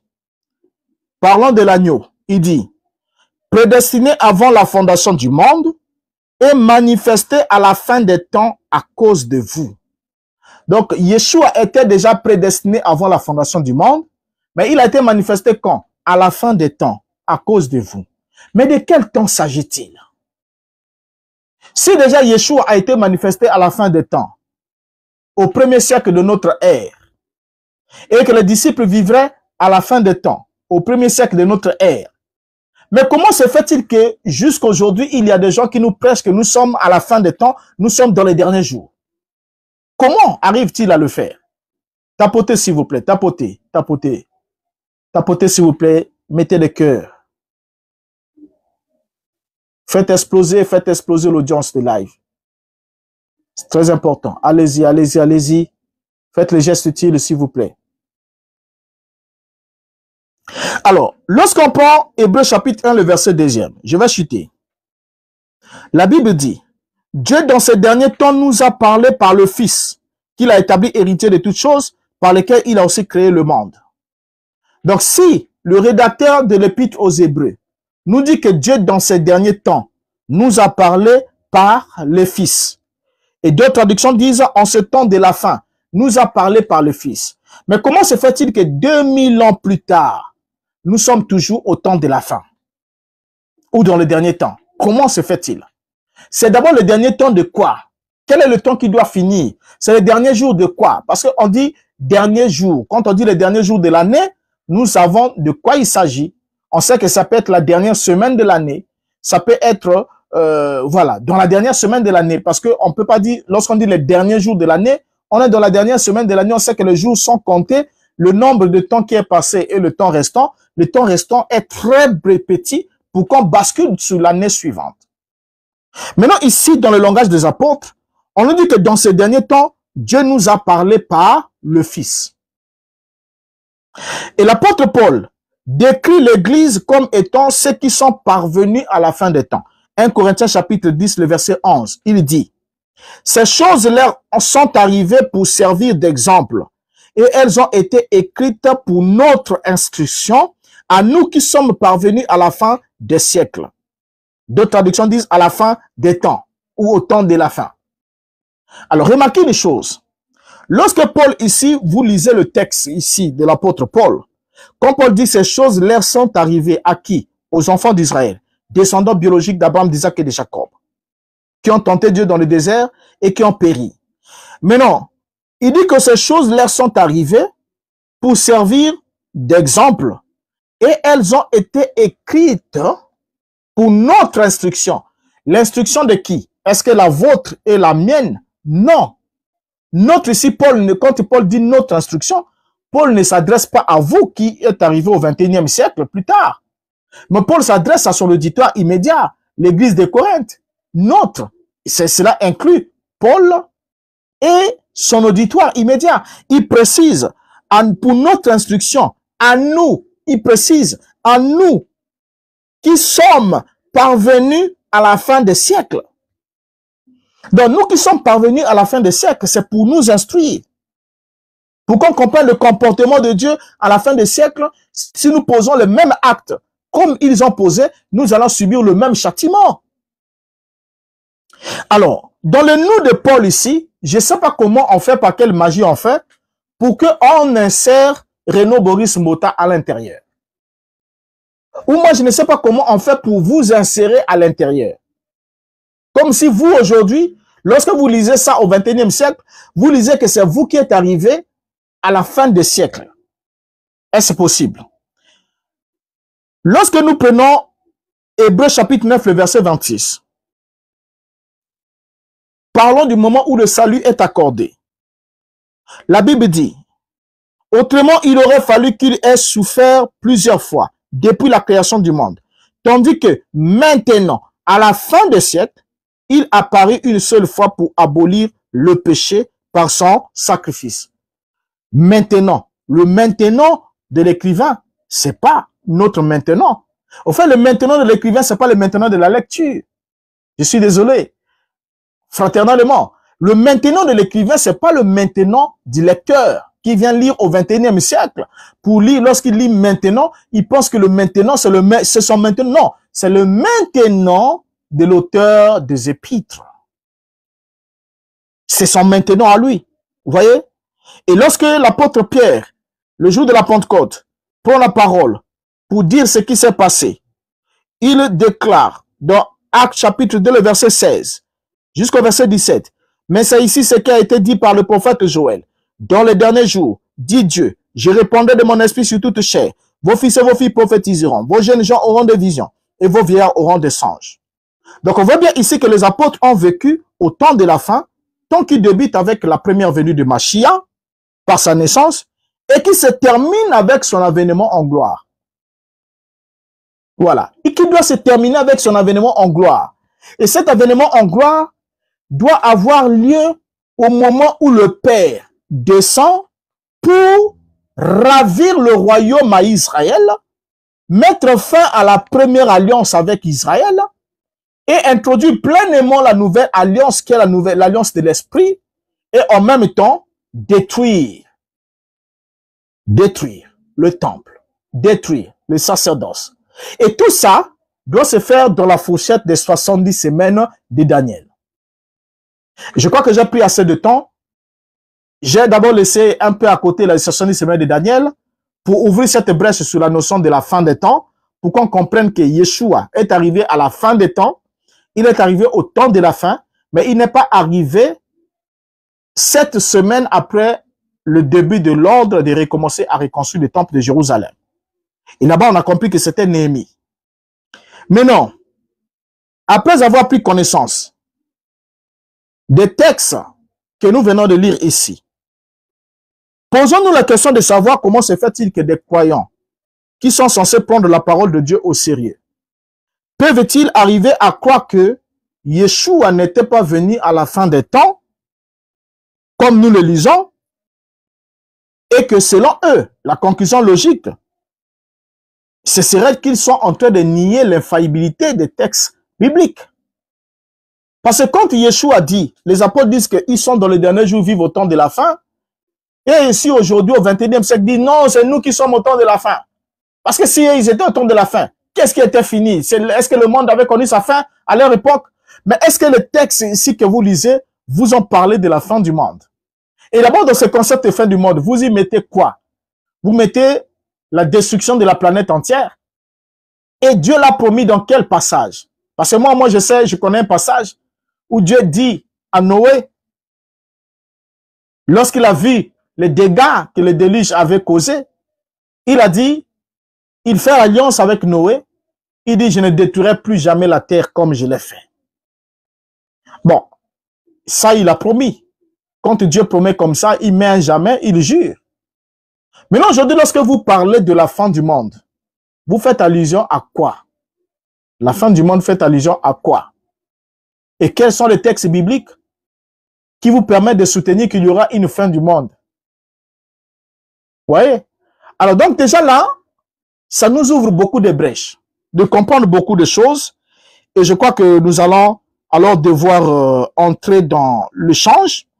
Et nous reviendrons sûrement par la grâce de Dieu demain pour continuer avec les 70 semaines, les compter exactement et voir avec précision. Je vous donne déjà le point de chute. Que les 70 semaines de Daniel se sont terminées en l'an 70. Donc en l'an 70 de notre ère. C'est là que les 70 semaines de Daniel ont pris fin. Et on va les calculer demain avec vous quand on reviendra au live. On va calculer cela. Et vous allez comprendre que durant les 70 semaines de Daniel, il devrait se faire 3 choses. 1.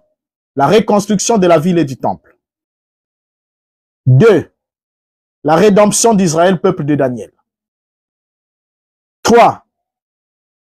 Les rejets de l'homme oint. Et 4.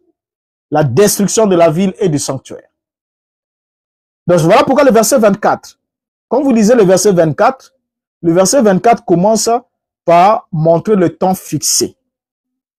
Et montre que le temps a été fixé au peuple de Daniel et à sa ville sainte. Et le verset 25 vous parle de la reconstruction. N'est-ce pas? Et le verset 26 vous dit, le peuple d'un chef qui viendra détruira la ville et les sanctuaires. Vous voyez? Donc, les 70 semaines de Daniel commencent avec la reconstruction de la ville et du temple et se terminent avec la reconstruction de la ville, la destruction de la ville et du temple. C'est pas pour rien que lorsque les disciples posent des questions à Yeshua, Yeshua est avec les disciples dans Matthieu chapitre 24 sur le mont du temple. Les disciples lui font constater la construction du temple, comment le temple était bien construit, ainsi de suite. Mais Yeshua, reprenant la parole, leur dit, vous voyez, tout ce que vous voyez ici ne restera pas pierre sur pierre qui ne soit renversé. Et c'est là qu'ils vont poser la question qui a emmené beaucoup de gens en erreur. Quand ces choses arriveront-elles? Quel sera le signe de ton avènement et de la fin de l'ère? Alors du coup, on voit que dans la question des disciples, c'était une seule question, hein? Question ne prend pas S, quel que soit le traducteur. Question est au singulier. Dans cette question, les disciples ont voulu connaître quand ces choses arriveront-elles, donc quand est-ce qu'il ne restera pas pierre sur pierre qui ne soit renversé. Donc ils veulent savoir quand est-ce que le temple sera détruit et quel est le signe de l'avènement de Yeshua et de la fin de l'ère juive, qui est forcément traduit par lui second par la fin du monde. Mais il s'agissait de l'ère juive. Parce que le temple étant détruit, le temple est détruit comment? Lors de l'avènement du Fils de l'homme. Étienne l'a dit dans Actes chapitre 6, Jésus détruira ce temple et changera les coutumes que Moïse nous a données. Donc pour qu'on change les coutumes ou encore l'alliance donnée par Moïse, il fallait passer par la destruction du temple. Donc il y a la destruction du temple, ensuite l'avènement du Fils de l'homme et ensuite la fin de l'ère juive. Le royaume vous sera arraché et sera donné à une autre nation qui en rendra le fruit. Donc, arracher le royaume, ça veut dire mettre fin au règne d'Israël en tant que nation de 12 tribus, avec le sacerdoce lévitique et tout ce qui va ensemble, passe par ces trois événements qui sont concomitants. Alors, nous allons revenir pour la suite. Je crois que maintenant, là, nous allons entrer dans l'échange pour quelques minutes, le temps que le Seigneur nous permettra, que chacun puisse apporter son point de vue et sa lecture de ces textes, que nous puissions comprendre exactement. Lorsqu'on nous dit que nous sommes au temps de la fin, il s'agit de la fin de quoi? On se repose sur quelle base? Parce que la fin est le terminus ou la conclusion d'une action ou d'une période. Alors, merci à tous, quand vous allez intervenir, de rester vraiment dans le sujet et échangeons de façon conviviale. Merci beaucoup.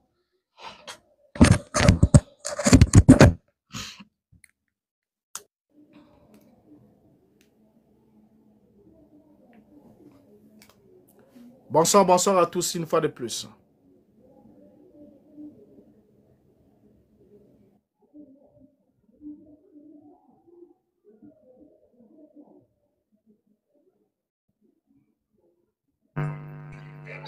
Bonsoir, bonsoir. Bonsoir mon frère. Alors, je suis revenu là, j'étais déconnecté à un moment donné parce que j'avais non seulement j'avais mon électricité, mais également, on va dire, également coupé l'électricité. Donc, je vous ai entendu ce que vous avez dit concrètement, mais je voudrais déjà spécifier quelque chose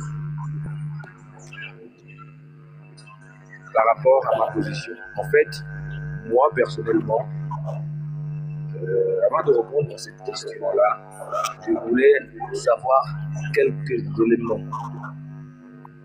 C'est difficile pour moi de croire en Jésus, hein? Vraiment, c'est difficile. Je ne sais pas si je vais croire un jour, mais j'espère que ça peut aller par la grâce de Dieu. Donc, je suis en train de savoir,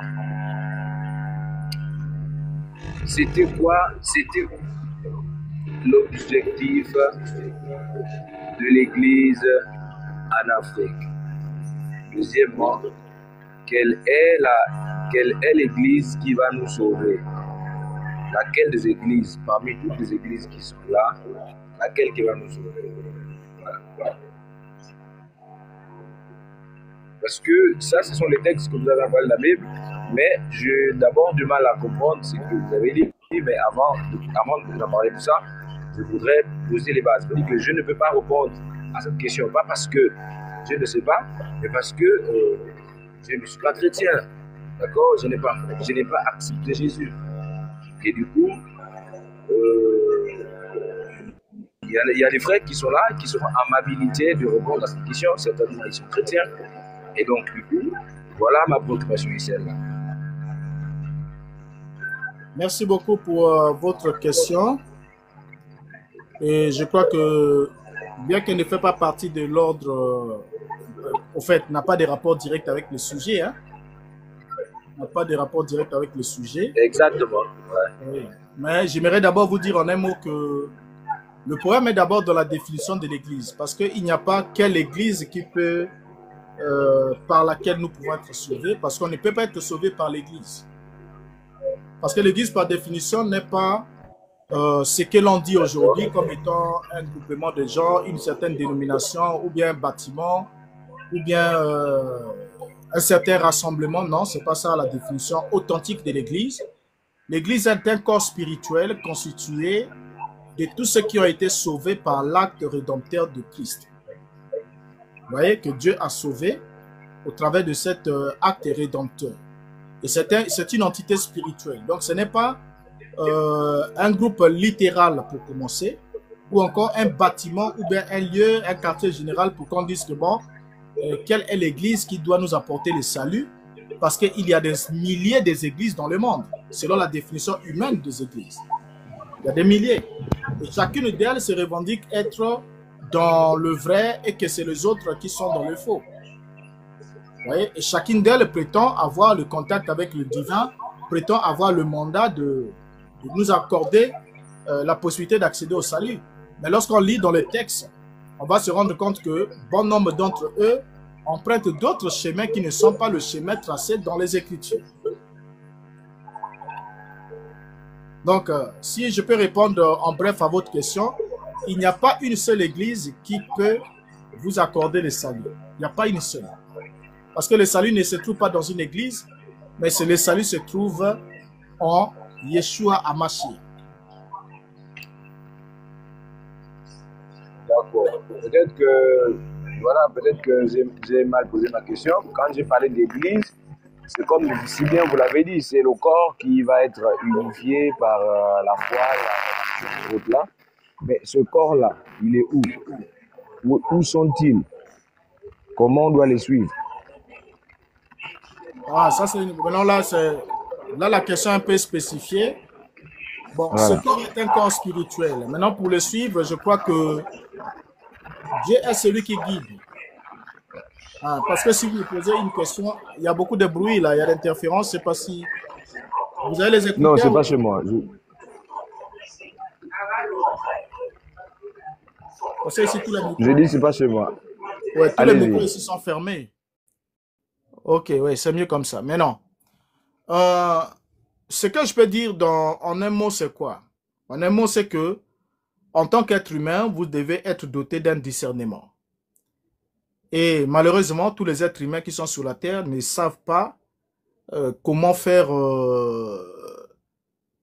comment utiliser cet atout précieux que le Créateur a mis en chacun d'eux, qui est le discernement, cette faculté de discernement ou de discrimination entre ce qui est bien et ce qui ne l'est pas par rapport au référentiel.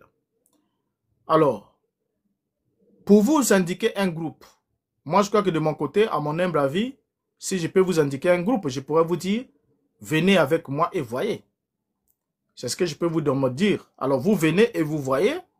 Et ensuite, si vous voyez, et avec le discernement, vous voyez que ce n'est pas exactement ce à quoi vous espérez, que vous trouvez que ce que l'on vous présente ne peut pas répondre à la question de votre salut ou aux questions existentielles sur lesquelles vous vous posez, en ce moment-là, vous avez tout à fait le droit de ne pas être convaincu, de ne pas être persuadé, pour être concerné alors par ce qu'on vous présentera. Donc voilà un peu ce que je peux vous donner comme conseil. Je pourrais alors pas vous indiquer, vous dire qu'allez dans telle église ou bien aller avec tel groupe, allez, non.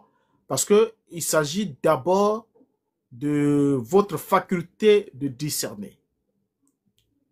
Vous devez avoir cette faculté-là. Et c'est cette faculté-là qui fait que par la grâce de Dieu, Dieu peut persuader votre cœur. Vous savez, quand vous lisez même dans les Écritures, l'apôtre Paul, par exemple, prêchait. Yeshua lui-même a prêché aux Juifs. Il a prêché. Mais quand il s'en est allé, il a laissé une congrégation de 120 personnes. Ce qui veut dire que dans les millions de gens qui ont écouté Yeshua prêcher, qui ont bénéficié de ces miracles, nombreux n'ont pas été convaincus de lui. Nombreux n'ont pas été persuadés, comme l'apôtre Paul aussi. Donc c'est une affaire de persuasion. Donc pour être persuadé, vous devez aussi être destiné à la vie. Et comme vous avez déjà la soif de chercher quelle est la voie qui peut vous mener au salut, c'est déjà une bonne chose. Maintenant, le reste, comme je vous ai dit, c'est la réponse aussi que André avait donnée à son frère. Il a dit, viens et vois. Donc, si tu peux venir, tu verras. Et avec la vision, tu auras un discernement. Si c'est ce qu'il faut ou ce qu'il ne faut pas pour toi. Voilà les conseils que je peux te donner fraternellement.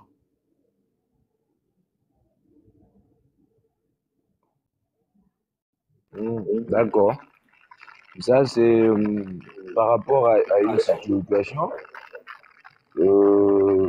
Beaucoup vont certainement vous ont suivi, peut-être, et beaucoup certainement sont restés avec vous, ils sont avec vous, et il y a certainement d'autres qui ne sont plus avec vous, ils n'ont certainement pas été convaincus, certainement aux attentes, ils n'ont pas vu les attentes sur à quoi ils aspiraient, et donc je me dis, en tant qu'Africain, je suis Africain, et je reste attaché à l'Afrique. Je reste attaché à l'Afrique parce que il n'y a rien de plus authentique que l'Afrique.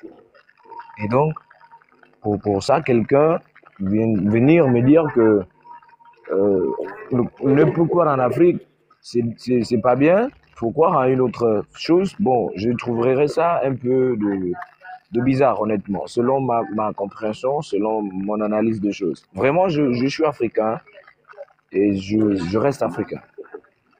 Voilà. Oui, mais il n'y a pas de rapport. Il n'y a pas de rapport discordant. Nous sommes africains. Moi, je suis personnellement aussi africain comme vous. Et je suis africain, je resterai africain. Je ne deviendrai jamais européen ou bien américain ou asiatique. Vous voyez, je suis africain. C'est là que Dieu m'a suscité. Donc, biologiquement, je suis suscité en Afrique, je vis en Afrique. Mais Dieu, lui, c'est un esprit. Et l'esprit n'a pas de périmètre, n'a pas de frontières. Vous voyez un peu? Donc, lorsqu'on parle ici de la foi, ça n'a rien à voir avec le conflit que certains veulent emmener entre la foi et les traditions. Parce que tout dépend de ce que vous cherchez. Et lorsque vous restez accroché aux traditions africaines et aux rites et rituels des cultes africains ou encore en Afrique, comme vous le dites, vous avez une raison. Et chacun est attiré par un élément qui est en lui. Au fait, vous êtes attiré par votre identifiant. Si ce qui doit vous identifier, vous le trouvez en Afrique, vous ne serez qu'attiré par ça. Personne ne peut vous dire le contraire. Mais si le besoin est d'aller au-delà de ce que vous recherchez dans cette accroche avec ce que vous appelez l'Afrique, alors en ce moment-là, vous irez chercher aussi là où trouver ce qu'il faut, au-delà du périmètre géographique. Parce que la spiritualité, elle n'est pas géographique, elle n'est pas locale, elle est universelle. Parce que l'esprit est universel. Alors, merci pour votre contribution. Nous allons aussi écouter sûrement les points des autres qui vont aborder selon le sujet, parce que votre question, qui bien sûr étant la première question du panel, n'a vraiment pas touché le sujet comme tel. Sinon, on va sortir du sujet. Ce serait comme si on a passé un live sans traiter du sujet qui a été soulevé. Peut-être qu'il y a d'autres qui ont un point de vue à aborder dans ce sens-là.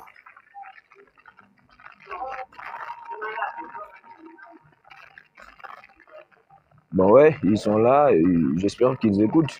Mais moi, j'ai posé cette question, c'était pour déjà dire que je ne suis pas chrétien. C'est difficile pour moi de croire en la personne de Jésus. Et puis voilà, donc avant que d'aborder le sujet.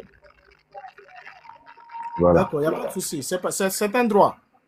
Hein, c'est un droit pour vous de ne pas croire en lui parce que vous n'avez pas été convaincu. Comme je vous l'ai dit au début. Comme je vous l'ai dit que même ceux qui ont marché avec lui, qui ont vécu avec lui, qui ont vécu ces miracles et tout, n'ont pas été convaincus. À plus forte raison, vous qui êtes très loin. Vous voyez, donc c'est tout à fait votre droit. Mais si j'ai un conseil à vous donner, c'est viens et suis-moi. Et je crois que la suite, Dieu vous éclairera. Merci beaucoup d'être passé et ne partez surtout pas. Attendez aussi écouter les autres. Sûrement, nous serons tous édifiés. C'est très important. Alors, bonsoir frère Jonathan, tu es là?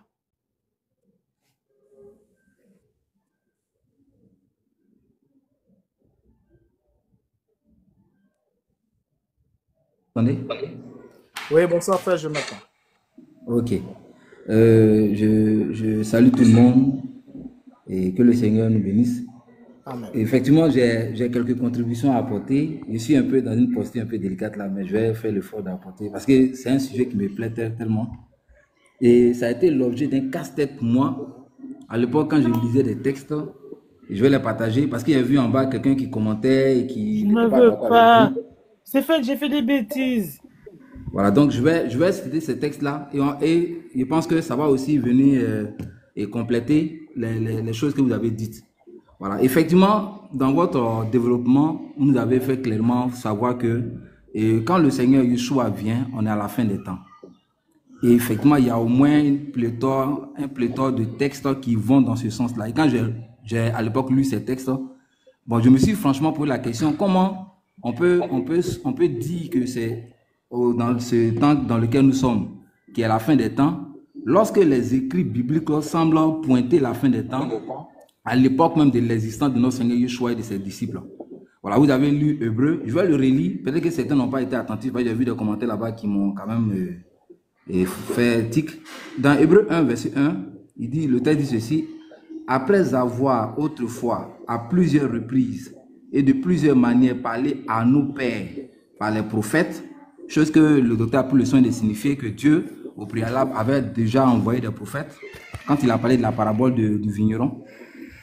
Et il parlait à nos pères par le prophète, verset 2, Dieu dans ces derniers temps nous a parlé par le Fils.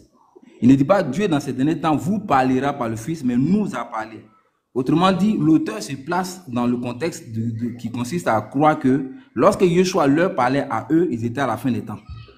Voilà, donc si nous, on doit concevoir que c'est en 2025 qui est la fin des temps, on est obligé là de croire que la fin des temps, ça court depuis 2000 ans. On est obligé de croire que depuis l'avènement du Seigneur Yeshua, jusqu'à l'année 2025 dans laquelle on est, ça fait 2000 ans, 25 ans que la fin des temps a lieu.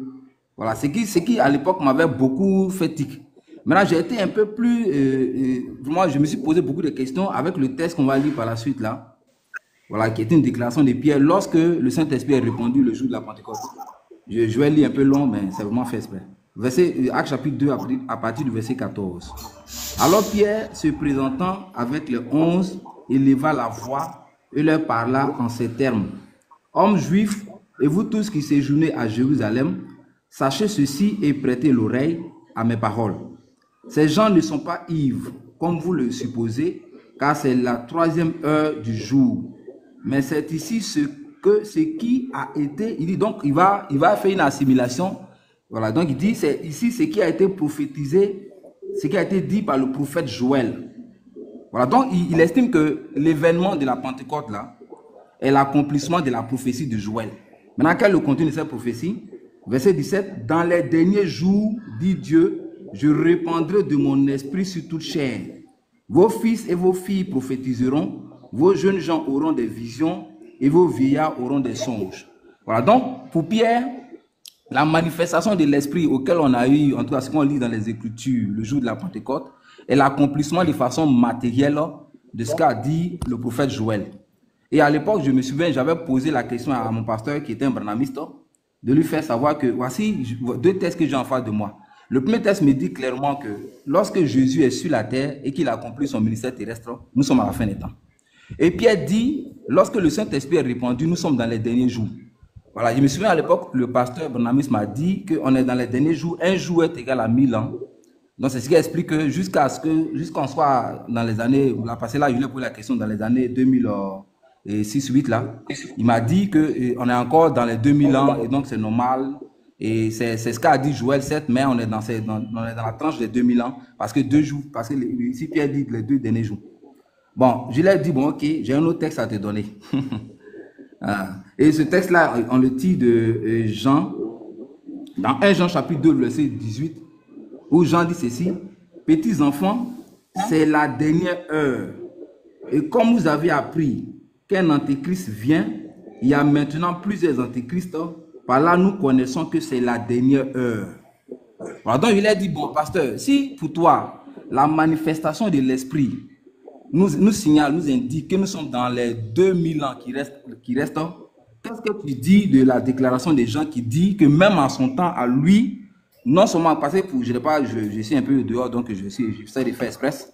Quand vous allez lire, pour Jean, l'antichrist était déjà manifesté en son temps, 1, et puis 2, la manifestation de cet antichrist-là était un signal, était une preuve que eux, Pierre et Paul et Jean et tous ceux de son temps, de ses contemporains, étaient à la dernière heure.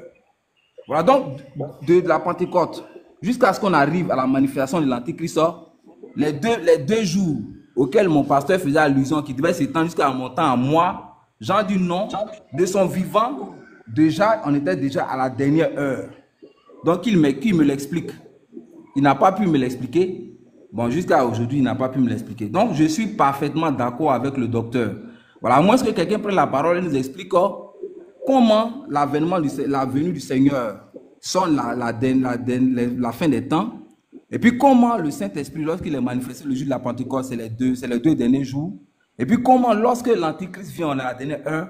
Et puis, comment, avec ça, en 2025, on est encore à la fin des temps. Voilà, je ne comprends pas, c'est bizarre. Voilà. Moi, je préfère croire ce que le docteur dit parce qu'effectivement, je partage pleinement ton approche. Il y avait 70 jours qui avaient été fixés, 70 jours et prophétiques qui avaient été fixés. Et c'est à la fin de ces 70 jours-là que le Seigneur Yeshua est venu, qu'il y a eu la manifestation de l'Esprit le jour de la Pentecôte et tous les autres événements que certainement le docteur prendra le temps de nous expliquer. Voilà, si quelqu'un n'est pas d'avis, il y a vu quelqu'un là qui s'agitait, pour lui, la fin des temps, c'est son temps à lui en 2025. Je le dis, je le répète, la fin des temps de la Bible n'a rien à voir avec les suppositions que nous on en fait. Si quelqu'un veut être sérieux dans sa lecture, quand il va lire la Bible, il se rendra compte que la fin des temps concerne les gens qui étaient dans la Bible, dans les Écritures, c'est-à-dire Jésus et ses apôtres, ces temps-là. Voilà, c'est anachronique que de lire ces textes et de les placer en notre temps. Voilà, vous savez, c'est complètement ce que c'est que l'anachronisme, c'est le fait de lire un texte qui s'adresse à une période bien précise et de se l'attribuer. Voilà, si on veut être sérieux dans notre lecture, on verra que les contemporains de Jésus et même des apôtres fixaient ces choses en leur temps. La fin des temps, c'était le temps des apôtres. Les dernières heures, c'était le temps des apôtres. Et ce sont des choses qu'ils ont expérimentées. Et donc, je suis parfaitement d'accord avec le professeur et le docteur. Moi, que le Seigneur te bénisse, docteur. Et je pense qu'on sera là pour écouter le reste de tes développements pour s'enrichir davantage. Donc, c'était là ma contribution.